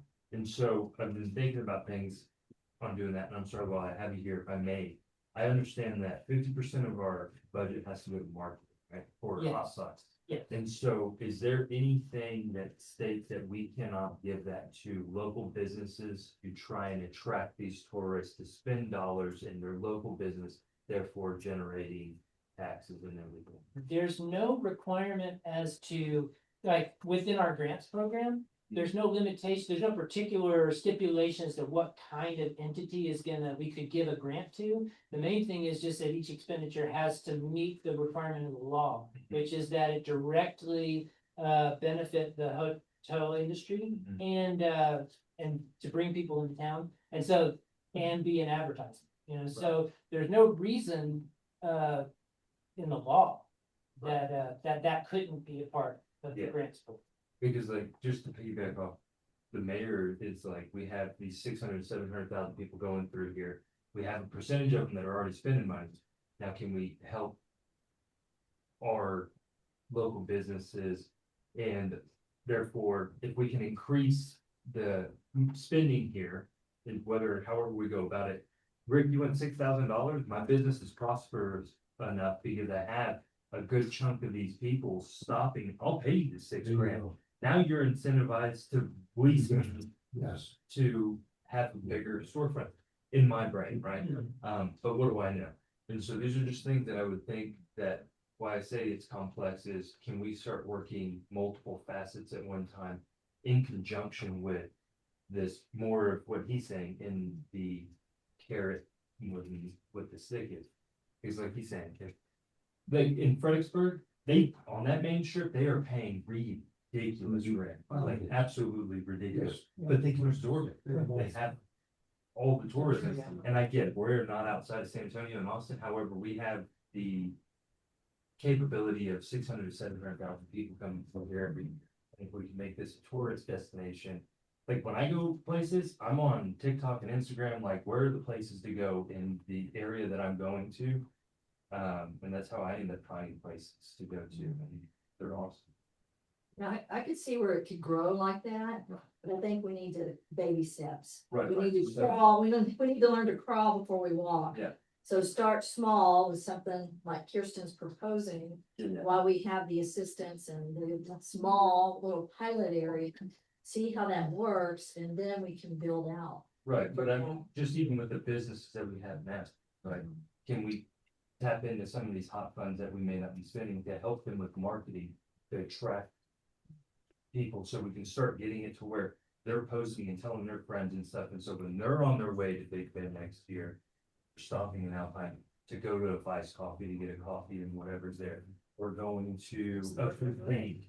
Sure, yeah, we're going to a boutique that we have here, or stopping in Spicewood to have a good steak, or the Riata to have a good steak, and such things, such as that, because it's only with I can. It's trying to capitalize on getting who we have in business right now to be sustainable, and then allowing that to grow, and then by all means doing grants to help businesses grow. I just started my business, it's a freaking pain in the neck. I think that's an understanding, it's rough, and so I can understand. So I can sympathize, just thoughts, sorry. Good thoughts, very good thought. All right, Kirsten? Hey, can I say something? Yes. I just was in Terlingua for New Year, and there were people from all over the world. Germany, Spain, up north. They came to the Big Bend, but they told them about the New Year beans, and it was like a carnival. What we can do to attract those people, so they, like you said, start it up and then go to Big Ten or go to Presidio. The line to Presidio was like hours to go to Okinawa. Yeah, The gills as well. well, what we can do to attract people, so they can stop, So I'll make another observation. When people come through, what do they wanna do? They wanna eat, when everything open. Okay? So it's more than just, Oh, yeah. we got to think about our true, what do we offer people? Because frankly, most people are not gonna stop in Alpine, they're going straight on through because we don't offer them what they want. It's not a vacant building issue. If we offer what they want, the vacant buildings will fill up. Right. Okay, so I really think, and I applaud Mayor in terms of this whole discussion about economic development. I'd rather see us focus on economic development and where we're gonna go with that in a meaningful way. That will start driving what happens. We can do an input. Why does everyone shut down the business? We got a ton of businesses closed. Why did they leave? Why is Spice Group not offering dinner? Okay, why does Riad have limited hours? If we get some data out of that, we'll probably find. Spice Way is because of the government. They took a government,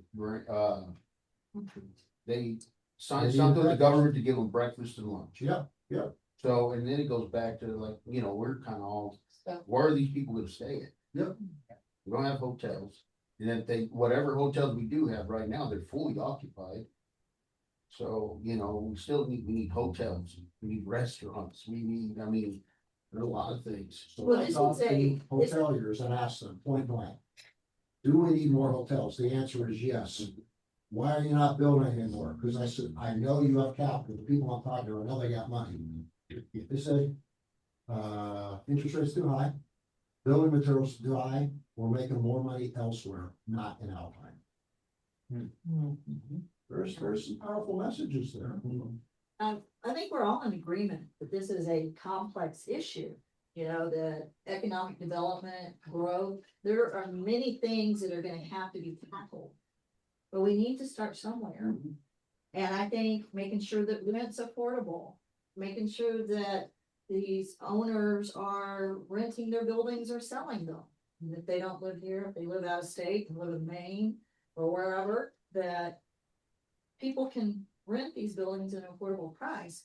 And I just see this as one tool, one step. There are many things that are gonna have to be done. And we're gonna need an economic development person for that. So this needs to be a high priority for us to find this economic development person with or without the county. Things move so slowly and we can drag our feet forever waiting. So we need to get that person on board. And this is just one tool. And it could be a pilot program, then we have the help and the assistance, and Kirsten's doing the research. So my thought is that we need to go forward with it. I think it is a priority. The economic health of this city. Absolutely. This is just a question. We had one, and didn't they say that we need to figure out more of a budget for them to work with? So we need to figure out budgeting. So we need to find out from the county if they're serious. And if this is something we want, do we want to share an economic development person with them?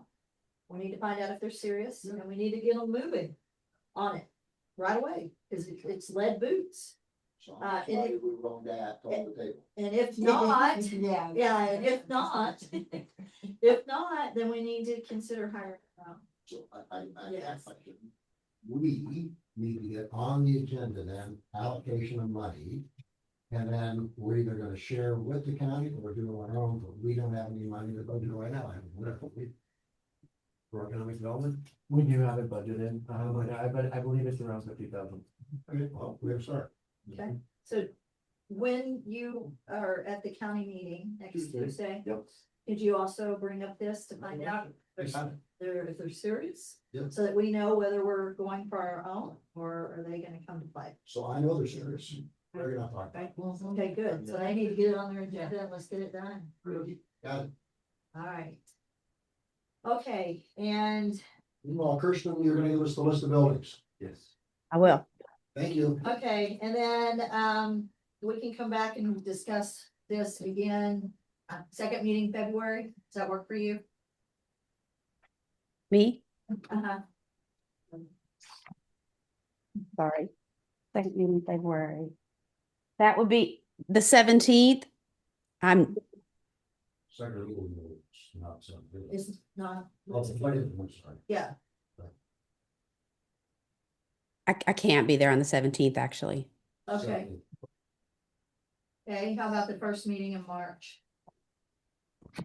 Third. March 3rd? Yes. Okay, all right. Okay. And in the meantime, I'll send you those, the storefronts that I think, and then I will send you information about the small towns that I can find that are doing this. And I'll send that spreadsheet that we got from Main Street so you can see what would be involved in the staff person having to track those ones. Thank y'all. Thank you for being here. Thank you for all you do for Alpine. Thank y'all. Thank you. Might as well stay with me. Would y'all like to take a break first or finish the discussion? Finish discussion? All right, so moving on to the last one, discussion and possible direction regarding updates to the official city logo and branding to incorporate Alpine's identity as the dark sky destination. Once again, this was our joint council commissioners meeting. We all agreed, yes, it's a great idea. Our tourism off the parks. We have the McDonald Observatory, we've got the park. We're kind of the hub of this, and we wanted to go with the branding of what Brewster County has, dark sky, capital of Texas. At last night's leadership huddle meeting, the judge said there is no legal requirement. We can brand ourselves as that. If we want to trademark it, we could do that. Some of the members of the committee, which was Rusty and Dr. Carlos Hernandez, thought it would be worthwhile to go ahead and pay to trademark anything that we decide to do. It's a Carlos said it was like $5,000 for Soul Ross to get their trademark. So once again, we're talking about economic development. We are a tourist town. I know there are locals out there that hate that, but that is our bread and butter. That's where our money comes from. And so Chris Ruggia, after that joint council meeting, put together some possible city logos for us to look at tonight, and that is on page 110 of 214. Yeah, now the three things that you're looking at, they're actually one design. It's just the different uses because one's full color, and then there's going to be circumstances where you don't have that capability. So the small one is black only, and then there's one that's grayscale and one that's full color. But that was taking direction from the mayor and the city manager. So we just want y'all's thoughts on the new branding logo. If you want to see any changes, what you think about what he has put together. So this is just a preliminary discussion as we move forward. Councilmember Portillo. In my opinion, I would go full color. Well, you would whenever you could, but there are going to be certain circumstances like a copying machine or something like that where it's just not possible. And so that's why I always try and make sure that there's a version of the artwork that will that circumstance where if it can't be in color, it looks good in black. That's right. Yeah, that'll work. Whatever you got going on. I'm good with it. You like that? Councilmember Martinez? Thank you, Mayor. I like the circle on the full cover, so it looks good in the color of gray. I think it's good. I like changes, positive changes, so. And it's capitalized. I knew that was your hand on it. Yeah, we knew Chris was the man to start this. Councilmember Ruckus. Chris, I love both both options. It's like when I go down to Big Bend State Ranch or Big Bend National Park, that's like kind of their brand, I guess, if you will, and so it I think fits into it perfectly and it just meshes together really well. I really like it. Then we are the heart of everything else, since we have Donald Observatory and the park. There's a bit of a dance that we're doing here because Alpine's the biggest problem in the Dark Sky Reserve in the sense that we have the most lights. You know, we're the largest town, so even when we're doing a good job, we're still brighter than, and so when you're in the middle of Alpine, you gotta find a dark spot, you know, to really get that experience. You have to go outside of town to get that. But at the same time, we are geographically, we're at the heart of that, the largest reserve, and that's certainly, we're selling that constantly. The fact Going any that- direction. Exactly. from And the fact that here, we there's are, dark sky. yeah, we're at the heart of the largest contiguous area, protected night sky on the planet. You know, we're talking about that constantly. Okay, Councilmember Escobedo? I like this, I like the circle ones. Councilmember Stevens? So being a bit of a contrarian, Oh, really? some questions, okay? This puts everything on dark sky. In the heart of the Big Bend, which is very aspirational. Okay. But it excludes so many other things. And so the question I ask is, one, what was Carlos's reaction to taking Saul Ross off Carlos? Because that's effectively what it does. That's one question. Second is that, and I could see this still having somewhere on here, home of Saul Ross, that would $50 million a year in our finger. Museum of the Big Bend, nationally recognized. Center for Big Bend Studies, BRI, rodeo. I think having Saul Ross on there somewhere is helpful because they are so important to us. We are important to them. But I like the concept and the approach, but I just worry about us focusing on one item, which is what this does. So that's my thoughts. That's, That that's is, very important. yeah. In my meeting with Carlos last night, he didn't say anything, but I'm wondering, could we add Saul Ross to this circle? Maybe at the right above where it says Dark Sky Reserve, right on the mountain, home of Saul Ross or Saul Ross or, yeah. Yeah. Or so. Or we could just do that, or, sorry. Yeah, Take this one away.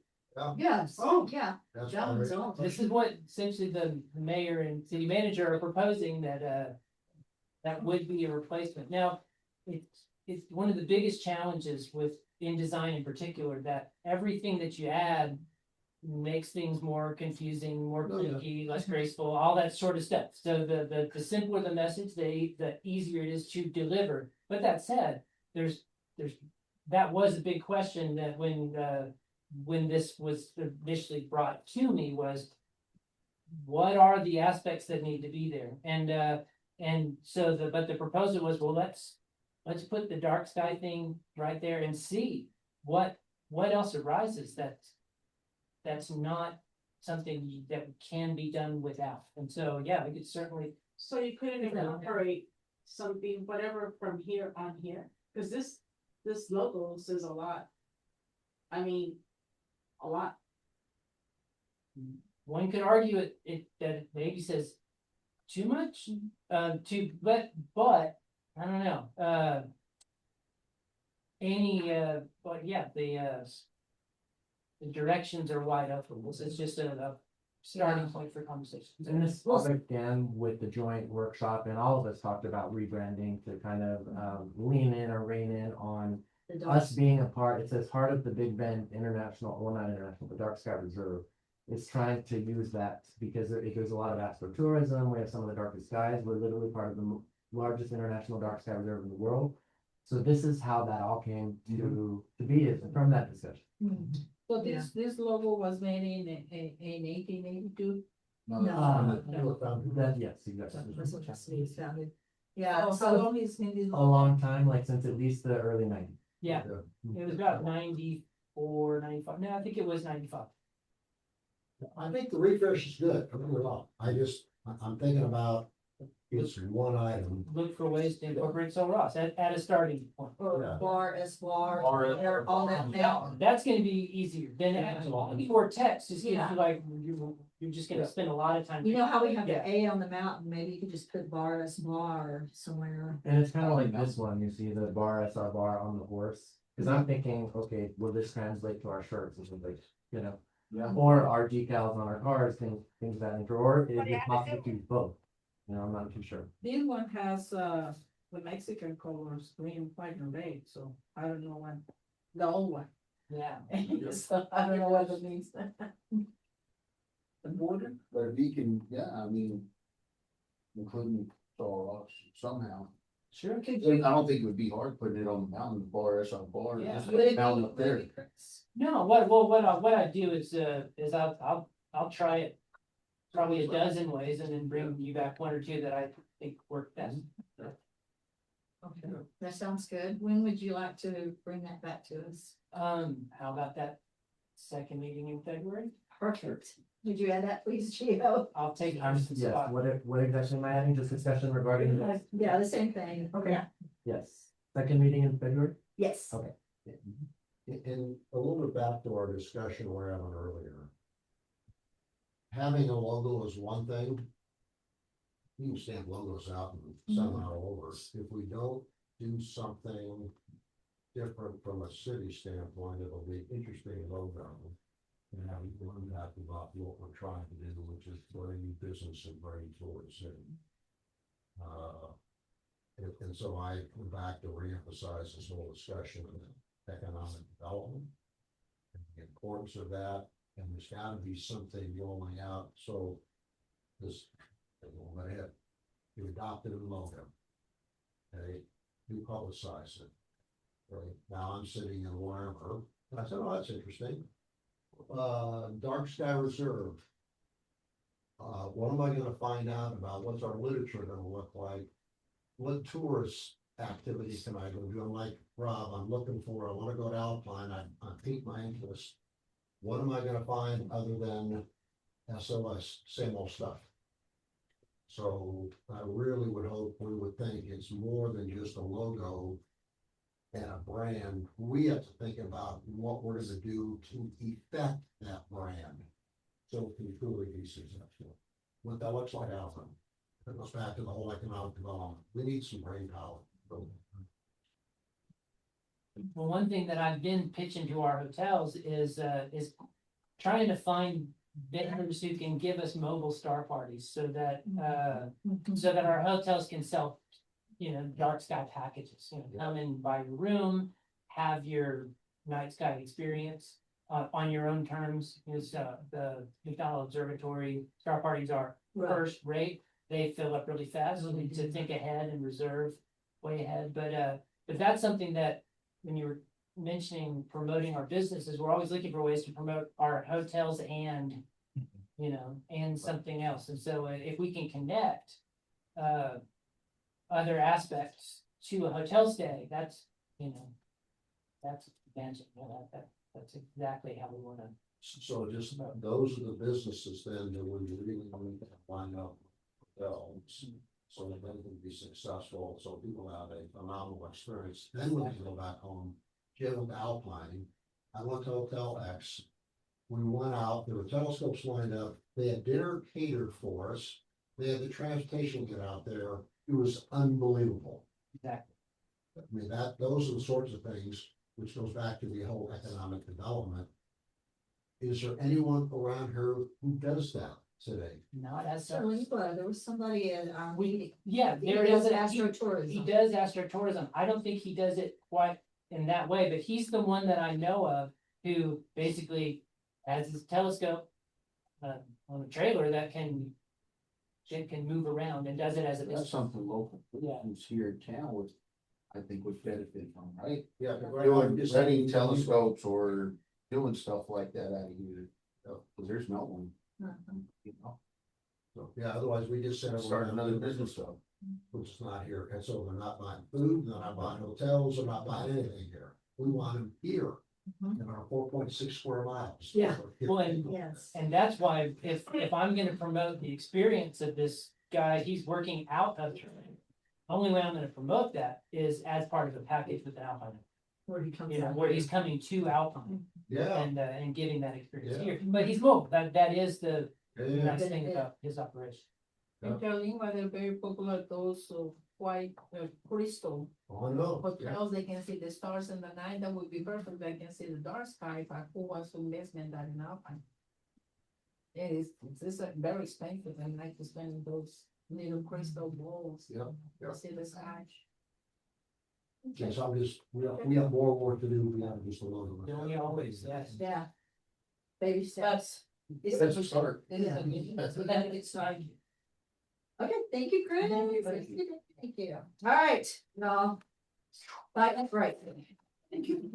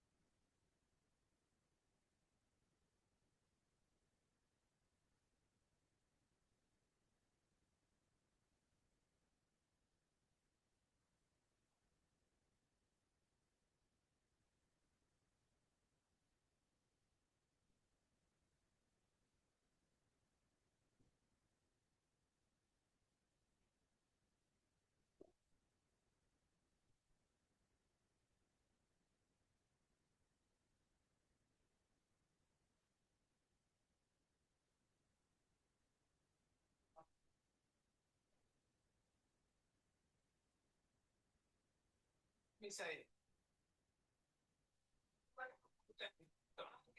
To do the same. Shooting that shot, right?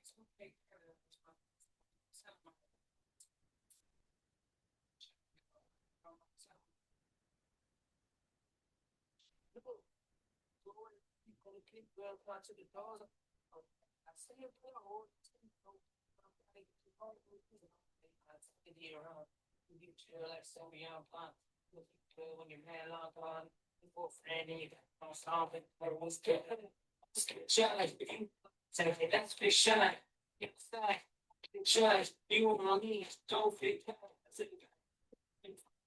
You attend me, girl. I'm going to the front. You attend me, girl. I'm going to do say, we shoot that shot.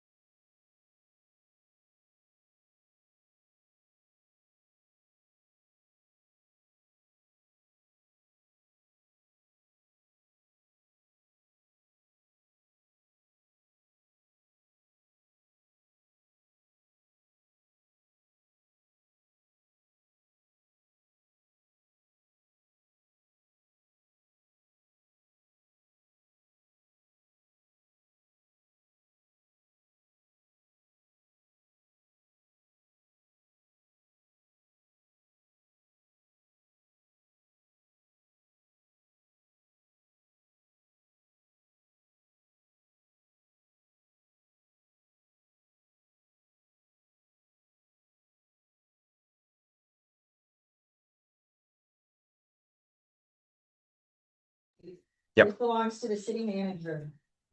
Thank you, Mayor. Item A is approved the first and final reading of ordinance 2026-01-02. An ordinance amending the city of Alpine fiscal year 2025 to 2026 budget to appropriate funding for the purchase of an incinerator for the Animal Services Department, providing for the following clauses: findings of fact, cumulative, proper notice and meeting, and effective date.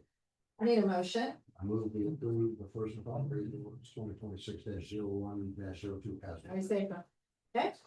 All right, discussion, city manager.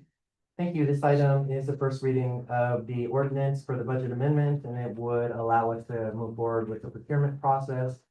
And get everything started. It's like the incinerator for animal service. You all have any questions? I know the county, we're doing this county, everyone's all set. Councilmember Escobedo, Don't need to do it. Councilmember Martinez, Well, I don't say, ready to go? Councilmember Ricketts, Good. Councilmember Portillo, Good. let's vote. Aye. Aye. City Secretary, council voted unanimously to approve the first and final reading of ordinance 2026-01-02. Moving on to action item B, city manager. Thank you, Mayor. Item B is approve the first reading of ordinance 2026-0101, an ordinance establishing regulations related to the operation of golf carts, pocket bikes, and mini motorbikes within the city, providing the establishment of up to a $500 penalty per occurrence for violations of the ordinance, providing for the following: findings of fact, enactment, repealer, penalty, savings, severability, proper notice and meeting, and effective date clause. I need a motion. I move we approve ordinance 2026-01-02. I need a second. Okay. Discussion, city manager. Thank you. This item is the first reading of ordinance 2026-0101, which establishes regulations governing the operation of golf carts, pocket bikes, and mini motorbikes within the city. This item has been previously discussed, and feedback was provided to the council, or no feedback was provided by the council, so we're ready to proceed with the first reading of the ordinance. Do you have any Okay. questions? Councilmember Martinez, Okay. Councilmember Burgess, Councilmember Escobedo, Councilmember Stevens. Just a couple of comments. I'm fine with it. I think it's exactly the right thing you want to do. We might get items I and J lined up.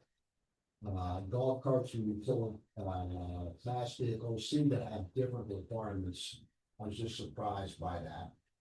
So it'd be nice to get them lined up. I don't think it's enough. It's an issue. The other is, I think related to this, but Julie, you can tell me whether I'm not safe or not. I'm seeing a lot more motorized scooters on the sidewalks. Yeah. On the streets and on the sidewalks. I'm sure I went over by one the other day. And does this apply to that? Is the question. So to my knowledge, no. And I believe that this doesn't apply to the small ones. What's a small one versus big one? I mean, So you have like your tiny ones, like the pocket bikes. I'm not actually too sure. I think it might be a question for Cynthia. Yes. Hey, Cynthia. So normally, motorized scooters, are a separate ordinance. If they have separate rules that go with them. And I'll be perfectly honest, I want to say there was some new legislation that passed, with this last legislative session, but I'm just not real familiar with it. Happy to track y'all down, maybe like a sample ordinance if y'all want to take a peek, see if that's something y'all are interested in. So does this ordinance govern the tiny motorbikes, the real small ones? No, right? I'm not sure if a pocket bike is the same as those tiny ones, because I was just in Austin this weekend and I saw people driving around on the tiny ones. Like they're a real scooter? small. Like a motorized scooter. Almost like a regular bike, but it's really, really small. I notice always, like, those are, pit bikes or pocket bikes is what I've always known those. Small motorcycle. Yeah, so we've got, oh, I'm so sorry, I don't mean to speak over, No problem. Go ahead. pocket bikes and mini motorbikes. So I guess that is that in. I wonder if this allows them. I've read it before, but. So I didn't want to get off track, but it sounds like it's a separate ordinance. We ought to talk about that in the future, because more and more scooters just run up and down sidewalks. And that's a worry that I hate to, we want to be a tourist friendly community, Walking, walking around particularly downtown. Zip all along those things, on the sidewalk, downtown, down on the road. That's not really. So I was under the impression that things like that, including person-powered bicycles, are not allowed on sidewalks. Oh, no, I'd rather it be on the sidewalks than on the street, on the street. I don't know, So, I don't know where to go, but I mean, anyway, future subject. I'm good with it. but this does say that pocket bikes, mini motorbikes. Off the top of my head, San Antonio, Austin, South Padre have scooter types of regulations. So that might be a place to, if y'all want to take a peek at those. All right, are we ready to vote on this? So one last item. It says golf cart permit application. That was the other item I have. There's one golf cart to talk about regulating that require a permit, so I just think we need to change. Change that. Just change it to make a permit application. And other than that. Okay. Well, that's where it's like you're almost. Any other comments? No, just that, I'm talking to a lot of people in town are really excited about this moving forward. I've had people also very excited. Yep. All right, let's vote. Aye. Aye. City Secretary, Council approved unanimously the first reading of ordinance 2026-01-01. Moving on to action item C, City Manager. Thank you, Mayor. Item C is approved resolution 2026-0101, a resolution formally accepting the donation of improvements to the Coconut Little League Field from the Big Bend Little League Association, requiring compliance with all applicable building codes, authorizing the waiver of building permit fees for the donated improvements, authorizing the city manager to execute any necessary agreements, finding a valid public purpose, and providing an effective date. Need a motion? Which year wants to make this one? I motion to approve the resolution 2026-0101. Okay, I need a second. Second. Okay, discussion, City Manager. Thank you, Mayor. This item is a resolution formally accepting the donated improvements to Coconut Little League Field from the Big Bend Little League Association. The resolution confirms compliance with the building codes, authorizes the waiver, finds a valid public purpose, and authorizes the city manager to execute the necessary. Okay, great. Okay, Councilmember Escobedo, I'm not for it. Councilmember Lucas. Good. Councilmember Martinez, I'm ready. Councilmember Stevens, Councilmember Portillo, Good. let's vote. Aye. City Secretary, Council voted unanimously to approve resolution 2026-01-01. Moving on to action item D, City Manager. Thank you, Mayor. Item D is approved resolution 2026-0102, a resolution opposing any federal legislation that increases semi-truck size or weight, requesting the federal delegation to oppose such legislation and approving letters of support expressing the city's position. I need a motion. Move we approve resolution 2026-01-02 as presented. Need a second? Okay, discussion, City Manager. Thank you. So this resolution was brought on by Mayor Eames. I just inadvertently added my name there. This has been previously discussed by the council, actually about a year ago, last January. The previous city manager had reached out to the organization to get a sample resolution or letter of support, never heard back. They reached back out to us. They got us the information we needed, and now we have everything ready to go as long as the council approves it tonight. All right, Councilmember Escobedo.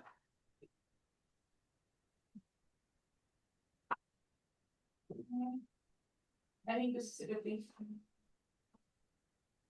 It's needed. Councilmember Stevens.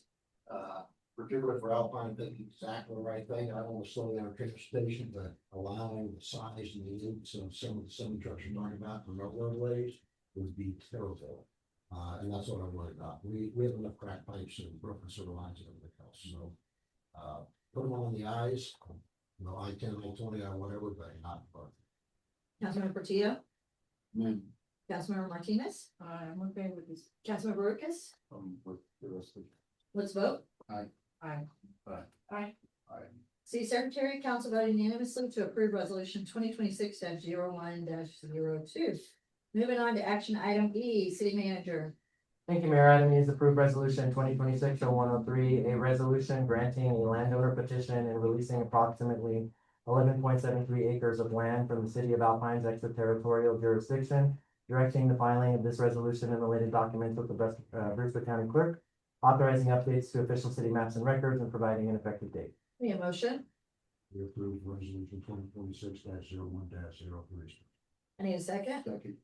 Discussion, city manager. Okay, so this is for the property located to the west of town. It's the fireworks stand. They approached the city with a petition to be released from our ETJ.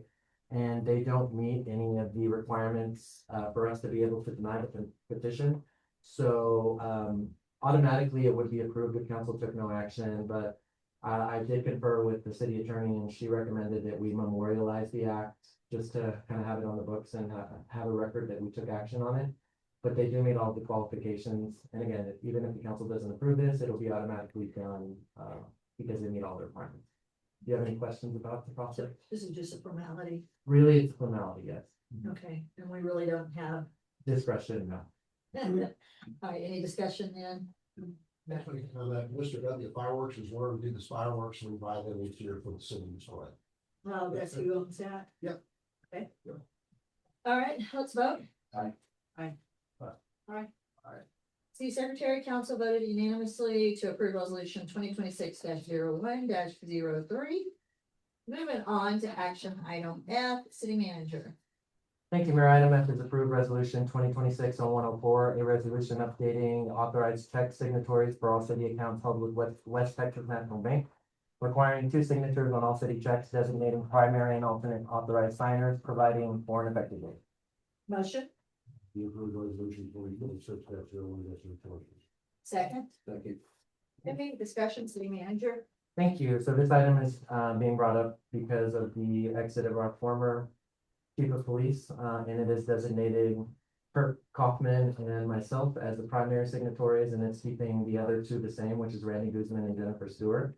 You know, me and Vicky have discussed this, and we feel that once the incoming city manager is in, we can make additional changes, but at this point, we just need to make sure that we have Kaufman on the register to be able to sign checks. We oftentimes have trouble getting the 2 signatures, so we need 4. Councilmember Martinez? I'm okay with it. Councilmember Lucas? Good. Councilmember Portillo? Good. Councilmember Escobedo? Okay. Councilmember Stevens? Let's vote. Aye. Aye. City Secretary, Council voted unanimously to approve resolution 2026-01-04. Moving on to action item G, city manager. Mayor, item G is approved resolution 2026-0105, a resolution recognizing Coconut Park, including Coconut Field and Manual Payne Game Field as historic community resources, making findings of fact, directing that the park and fields be identified in the city's inventory and plans as historic, and providing an effective date. Okay, I need a motion. We do approve 2026-01-05. Need a second? Second. Okay, discussion, city manager. So this item was previously discussed at a prior council meeting. You know, we discussed making the Manual Payne Field, designating it as historic, possibly opening up the possibility of utilizing hot funds for improvements there. I did some research, drafted the resolution, and you can let me know if you have any questions. Councilmember Stevens? No issues. Councilmember Escobedo? Councilmember Portillo? So does this include the Little League field and everything? Because right now it's just stating Coconut and Manual Payne. Does it include also the Little League field? No, and you know, I was really unsure about designating any other field as historic. I mean, I think with the Manual Payne Field, I mean, obviously, all of them might be able to be designated as historic. My thinking was that Manual Payne was an employee here, you know, who works for a very long time. It's been designated for 30 years, so at this point, we can definitely get away with that. However, you know, if you all feel that we can designate the other ones as historic because we've had the property for so long, we can definitely include that in there, but at this point, it was really on the Coconut Field, which has been there for a really long time, and then the Manual Payne Field for the reasons I previously stated. Councilmember Stevens? So it says Coconut Park. I interpreted it to include the entire park. Yeah, that's right. True, Yeah. true. So what you include Little League field. Little League field. Soccer field, you think? Soccer field, and They're all inside. was it also the Coconut Lodge, right? Coconut Lodge has already been designated historic. We looked at that Okay. earlier. Okay. That's all. Yeah, Okay. Coconut, I think the Coconut Park, inclusive. Okay. I just, I guess I just wrote the manual designation for those 2, but you're right. Okay. That's the way I feel too. That's what we discussed. Yes, we- Any other discussion? Let's vote. Aye. Aye. Aye. City Secretary Council voted unanimously to approve resolution 2026-01-05. Moving on to action item H, city manager. Thank you, Mayor. Item H is approve the employment agreement with Henry Arredondo for the position of city manager. I need a motion. And when we approve the employment agreement of the London city manager. I say that. Okay, discussion, city manager. So Mr. Arredondo, as you can see, has already signed the agreement. The last action that we need to take is for formal council approval. Once we get that approval, of course, I'll reach out to him tomorrow, but we are expecting him to be able to start on January 20th. Councilmember Portillo. Let's move forward. Okay, Councilmember Martinez. I'm okay with it. Councilmember Lucas. Councilmember Escobedo. I'm good. Councilmember Stevens. I have a question for Cynthia. All right, Cynthia. Paragraph 1.2. Automatic renewal. Says although this employment agreement is for an indefinite term, if it is construed by a court of competent jurisdiction as a 3-year agreement, which automatically extends to subsequent years. What does that mean? And who is a court of competent jurisdiction, and how would they determine it to be a 3-year agreement? All right, so I'll answer the easiest question first. A court of competent jurisdiction is just a court that actually has jurisdiction over that agreement. So it would be the district court there in Brewster County. The reason that the automatic renewal language is in there, the way that it is that you all have a charter amendment that says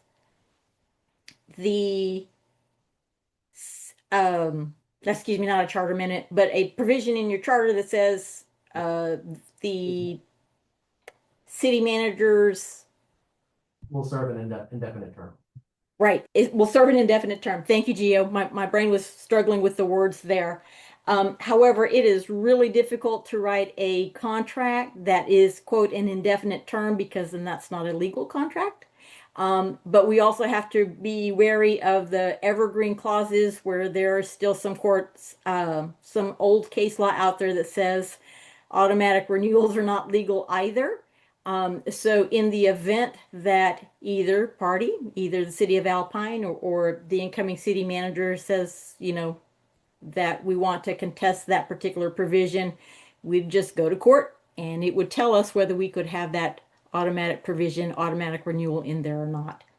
I don't foresee an issue. However, the language has been drafted to kind of be a buffer for any challenge to either the language from the charter or the prohibition against evergreen clauses that say that contracts can just renew automatically indefinitely. But Cynthia, do you see that, that provision in the charter as something that maybe we should consider removing in our next election? You know, it sure would be drafting your contracts easier. What I would suggest to you is perhaps that language came from provisions that say that are more inclined or work with the professional rules of conduct that only apply to attorneys. So right there are some professional rules of conduct that say, you know, attorneys are not bound, or attorneys cannot use contract provisions to make you employ them, right? So that way you always have the choice to get rid of the city attorney if they are not performing up to your standards. I would suggest to you that the language that was written into the charter for the city manager was kind of along that, you know, making it indefinite so that the city council would always have the ability to terminate a city manager if they were not performing up to the council's standards. I think there's probably better language, and we can certainly, scour, some other charters to find y'all some language that might, get to where y'all want to be and make it a little bit easier to work with rather than saying, hey, there's a prohibition against an indefinite contract. Okay. Can you write that down, Gio? Is one of the things for us to look at. Yeah, thank you, Cynthia. So that was helpful. Henry signed it. It's one of those that is, so be sure we got put on the table. So, good. Councilmember Escobedo? Yeah, that, so if that gets renewed on the city charter, do we have to do this? Contract, no? Well, I don't think so. liability. No? I don't think so. For two reasons is one, I think it is drafted so that it would withstand a challenge either way. But then we also have some language down in there, some severability language in there that says, you know, if for some reason it gets challenged, the rest of the contract stands and just that section has to be redone. Okay. Councilmember Lucas? Councilmember Martinez? Councilmember Portillo? I'm good. So Cynthia, just so I'm clear, Henry is gonna be fantastic, he's gonna be great. But suppose he's here a year, and council decides that he needs to be terminated. What happens then?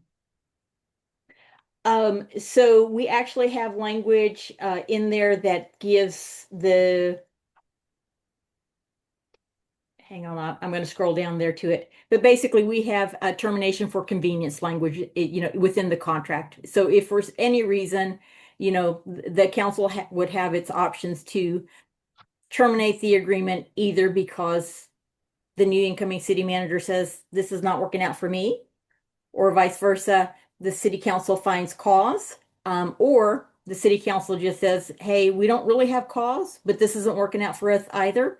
And so that language is included there, so the council has full options for termination, even with the automatic renewal language. Okay, so the city is protected. Yes, ma'am. Our severance is 20 weeks if we choose it. Okay. Yeah.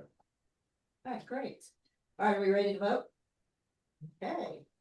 Aye. Aye. Aye. All right, City Secretary Council voted unanimously to approve the employment agreement with Henry Arredondo for the position of city manager. Okay, executive reports. 6 minutes on the clock with an additional 4 possible if needed. So starting with the city mayor report. Happy New Year, y'all. This council, it has been tremendous. I have been on council since 2022, and I feel like we have gotten more traction and we've gotten more things done. We're moving the city forward faster than has happened in the previous years. I am so thankful for that. And now is the time to act, and let's keep doing that. Let's keep that momentum going. We're gonna have to tackle hard things that are multifaceted, like economic development. You know, it's a whole forest. So if we're gonna take down the forest, we gotta do it a tree at a time, right? And so baby steps, let's get things done, see what happens, help Alpine keep growing. I also wanted to remind you once again that the town halls for EMS are January 21st, January 26th, and January 31st. It'd be great if y'all could be at as many of those as possible to talk about the options that the EMS task force comes up with to make sure that we're covered, our neighbors are covered, our loved ones are covered as far as EMS service. It's interesting to note that there is nothing that requires a city or a county to provide EMS services, period. We could just say, okay, you're on your own, but that's not the right thing to do, of course, and we wouldn't want that for our friends, neighbors, and family. So that's gonna be very important. Geo, it's important that somehow we get this on the radio and in the newspaper and maybe on the city website so that people know that these town halls are coming. It's an important topic, and we need as many individuals as these to offer their ideas and their suggestions. And so that way we can have the best EMS service And a possible. reminder for us, could you please? Yeah, so I don't know what we need to do that. I just wanted to bring it, because the judge mentioned it last night at the leadership huddle, that we need to start getting it advertised. So I don't know what that looks like from the budget or where it comes from or what, but could you? Newspaper's usually the more expensive one. Radio is, you know, not too bad at all. Alex did advise me that they're already airing about the town hall. Okay. And we can certainly do the radio. I mean, we can do the newspaper as well if you really want us to cover the cost of that, but it is pretty. Okay. More so than in the. Okay. Let's hold off on the newspaper for that reason for now. And then can we get it on the city, is it already on the city website? No, but I had a note to Adam, Okay, so I will add. okay. Reminder for us, please. Yeah, and a reminder for, for council. All right, and that's it for my report. Okay. City manager. Thank you. So tonight we'll start with boards, commissions and committees. The current vacancies that we have are building and standards place 6, which is a mayor appointment. And building and standards place 7, which is an at-large appointment, so anybody can appoint for that one. Under the street department, Eddie did advise me that paving operations in Country Club Estates are underway today. The paving schedule experienced a delay due to combination of factors, but the top three ones were Brewster County assistance was limited because approximately half of their staff became ill. 3 city street departments and employees contracted COVID-19, and the holiday schedule required a 1-week postponement to maintain safe and effective operations. Despite these challenges, street department staff have worked through the holidays while closely monitoring weather conditions to ensure paving can proceed as soon as possible. Upon completion of paving, the department will begin work on priority projects identified in the 2026 first year's streets in-house action plan, focused on flood mitigation and coordinated with the fire department as well. Projects include Avenue H to Gallego Street, which would be conducting the first prescribed burn and removal of weed and debris. The corridor must remain clear in anticipation of potential water retention pond grant, hopefully. Murphy Street, we're gonna do a prescribed burn there with weed and debris removal, including a 1 to 2 foot excavation to bring the area flush with the roadway. Murphy Street as well, we would install a U-shaped concrete drainage channel, and on west side of Avenue F near Medina Park, install a rock basket for drainage control. Parks Department, in Coconut Park, construction of the sidewalk serving Manuel Painfield is scheduled to begin pending confirmation of Big Bend Concrete's availability. Repairs are underway to address a leak impacting the restroom facilities. The water department is assisting with the repair, and staff anticipates the potential reopening of the restrooms early to mid-year, depending on final repairs. Installation of the new scoreboard is anticipated once the required mounting brackets are received, and staff is awaiting clarification and coordination with Alpine ISD and Ross State University, which may affect the previously approved donation towards the Manuel Painfield scoreboard. The planned relocation of park equipment storage from the yard to the Coconut Park facility has been postponed due to the moving contract requiring a wider trailer than originally anticipated. Fall softball activities remain ongoing. Seasonal mulching is continuing so we can winterize all city parks, and all irrigation sprinkler timers have been shut off for the winter season. And the scoreboard installation at International Field has been completed. Medina Park, they advised me that there was removal of 2 dead pine trees, including stump grinding and debris disposal. So that's been completed. We also had 4 swing sets that were replaced with new equipment. And as far as Pueblo Nuevo Park is concerned, electrical installation for the pavilion is scheduled for completion in January by CT Electric. Discussion of the pavilion rental reservation form and associated fees will occur following completion of the electrical work. New barbecue grills have been installed. Baisa Masonry has been awarded the bid for the restroom enclosures and is scheduled to begin work this month. And of course, the team are continuing routine maintenance across all park facilities. So as far as the pool is concerned, we do have a few updates here. 7M Fabrication has been selected for pool electrical repairs, including work on the junction box, wiring, and electrical panel. The city is awaiting confirmation of the repair schedule. In-house repairs to the damaged pool countertop are scheduled to begin this month. Hand sanitizer dispensers have arrived and will be installed during the reporting period. Gary L's pool repair has withdrawn from the leak repair quote process, so we're addressing that. On November 21st, 2025, Expert Pool Services, Landmark Aquatics, and West Texas Pool Repair did meet and conducted a joint on-site inspection to assess leak repairs, protective coating, or liner options, and other pending maintenance items. Based on that inspection, Donnie Greenway of West Texas Pool Repair Services provided professional recommendations and did request multiple quotes from the remaining vendor. Expert Pool Services and Landmark Aquatics have advised that the final quotes will be submitted within 1 to 2 weeks. Upon receipt of those quotes, staff will complete a final budget analysis in coordination with the finance department and in accordance with the council establishing of January timeline. Required signage has also been ordered. We went over the recreational coordinator earlier.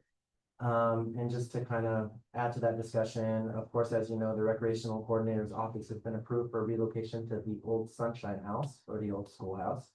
Office supplies have arrived, selected furnishings have been moved into place, and the assigned laptop has been received. Staff is awaiting delivery of the printer currently. Other than that, Adriana's been hard at work doing proposed amendments to Chapter 74 Parks and Recreation ordinances. They've been submitted to me and are pending discussion for the Parks and Recreation Board. It's also been previously discussed at those board meetings. And she does continue to work on policies and procedures as well as field reservation guide. So those updates will be considered by the board as well ahead of official implementation. Moving on to water and wastewater, the clarifier installation at the wastewater treatment plant has been completed, so that's now in place.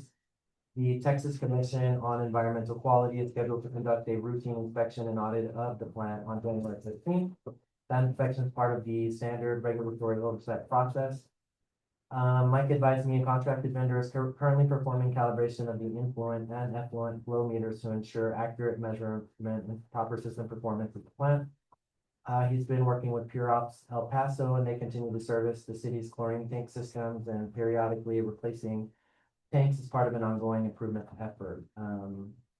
Other than that, again, the check valve at Roberts 3 requires replacement, and Arrowhead is scheduled to install a new check valve to restore proper functionality and system reliability.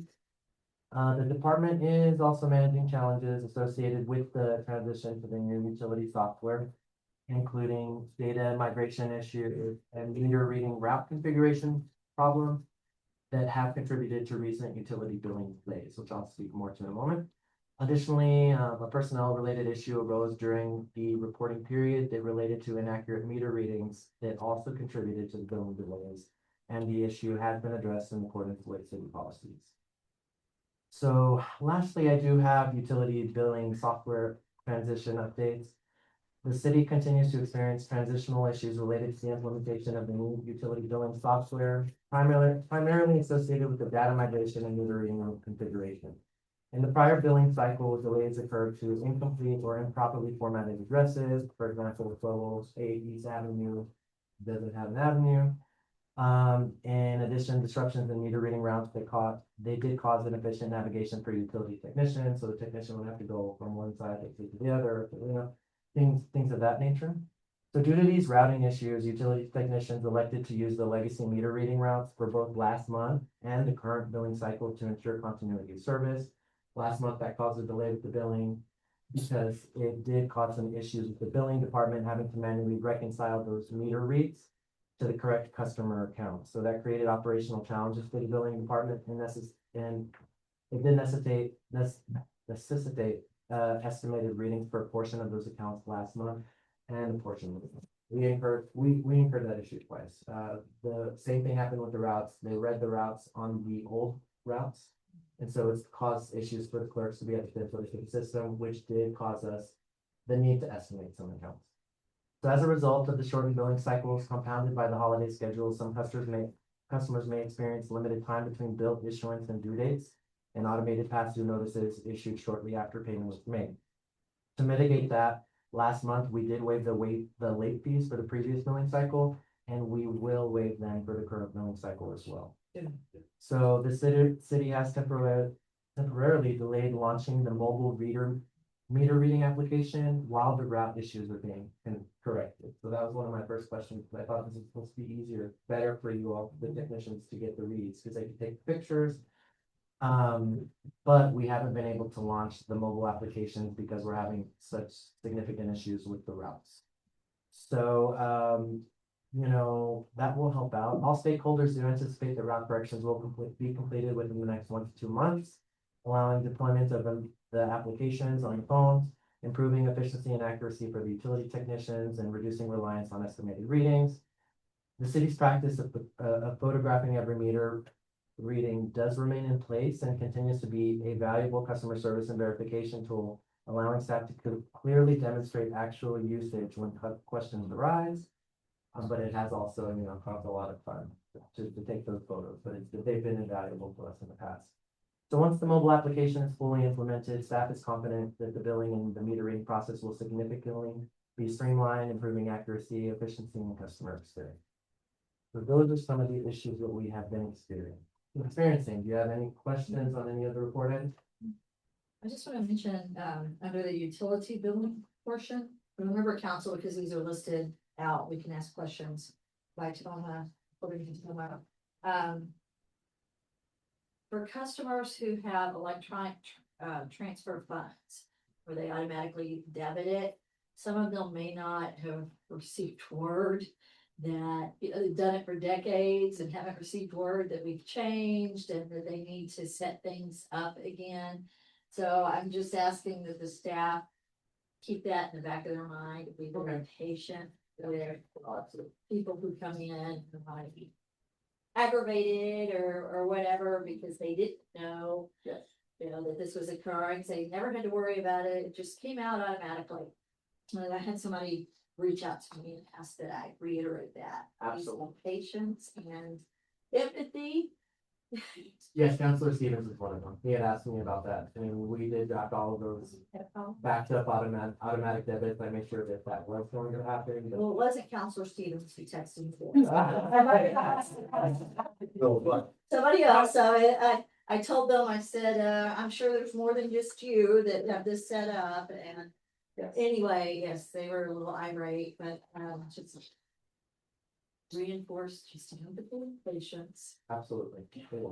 I did have a person ask me about, one person said, oh, I didn't have a problem, and another one was like, is there a paper? Cause I was, whatever issues they were having, they weren't getting it. I don't know if y'all have anything like that, I mean, meant to give them or help them out. Yes, we certainly do receive a lot of calls, especially that why haven't we received our bill? You all saw the email that we received last, month. Regarding the past due notices, which of course we recognize is an issue, but we're actively trying to resolve all those concerns, and this is part of the transition process. So I'm glad that the community is staying patient with us while we get this resolved, because it's created some significant operational challenges for everybody. Anytime you do anything in any industry, education or wherever, there's gonna be issues that you don't expect pop up. Yeah, I mean, so it just requires patience on all parts. Okay, Councilmember Stevens? Thanks, Gio. I think the only question I have is, are there some lessons we've learned out of this process? Because there's like kind of 1 October, we're now into January, so it's kind of been going on 3 or 4 months now.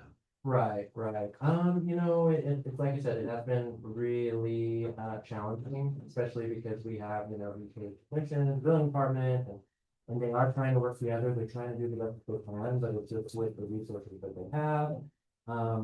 Using the old routes cost significant issues billing, but like I understand completely where they're coming from because they're having to go this way, that way, everywhere.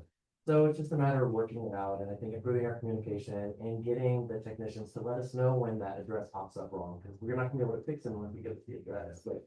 And I understand it takes additional time, but certainly we're working through it, and I'm hoping that we can get it resolved. Like I said, I talked to both directors today. They both say, hey, yes, we're on the same page. We're gonna get this taken care of. And I'm like, how long? 1 to 2 months? And they say yes. I'm like, okay, let's do it. That's very close. So, yeah. Okay. Councilmember Escobedo? Councilmember Ricketts? Councilmember Martinez? Gio, I want to congratulate you on an excellent job. You talk too fast, so I have to go. I'm so sorry. I'm so sorry. Yes. But everything is good. Thank you for your hard work. So it's going to be an annual advisory board meeting. Yes. Yes. Mhm. Yep, there will be one. Thank you. And this is your last meeting as city manager. It is, yeah. Yeah, thank you. Let's hope, right? Yeah. Councilmember Portillo? Okay, thank you very much. Thank you. Thank you. All right, so that moves us to Councilmember comments. Councilmember Portillo. Councilmember Martinez. Councilmember Lucas. Councilmember Escobedo. Councilmember Stevens. All right, so that brings us to item number 15, executive session pursuant to chapter 551 of the Texas Government Code. The City Council reserves the right to convene into executive session from time to time as deemed necessary during this meeting for any posted agenda items or to receive advice from the attorney as permitted by law. Tonight, the city council will recess into executive session pursuant to section 551.071, which is consultation with attorney, and 0.074, which is personnel matters. May I have a motion to recess into executive session? I need a second. Okay, discussion? Let's vote. Aye. City Secretary Council has voted unanimously to recess into executive session at 8:11. Thank you much. Thank you for staying in here. Yeah, thank you.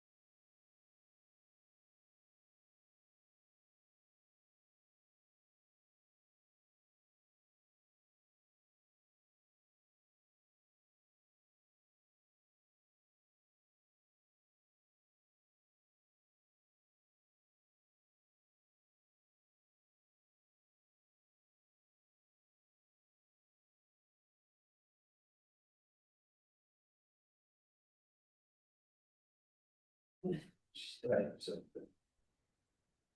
Ready. Okay. I need a motion to move into open session. I need a I second. think, Okay, any discussion? Let's vote. aye. But. All right, city manager, council voted unanimously to move back into open session at 8:44 PM. Okay. I need a motion to extend beyond 9 o'clock. Any discussion? Let's vote. Aye. City manager, council voted to extend beyond 9 PM. I need a second. Second. Any discussion? Let's vote. Aye. Right. City manager, council voted unanimously to move back into closed session at 8:44 PM.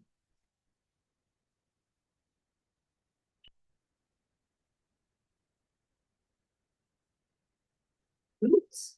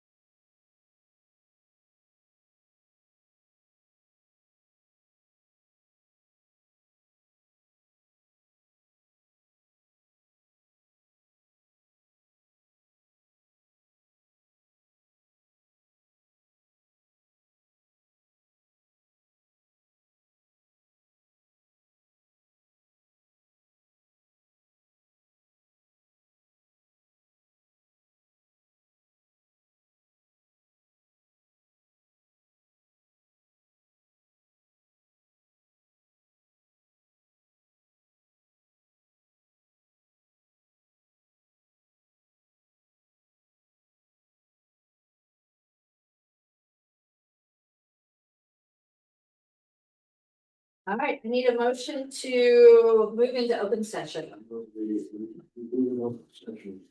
I say that. Okay, any discussion? Let's vote.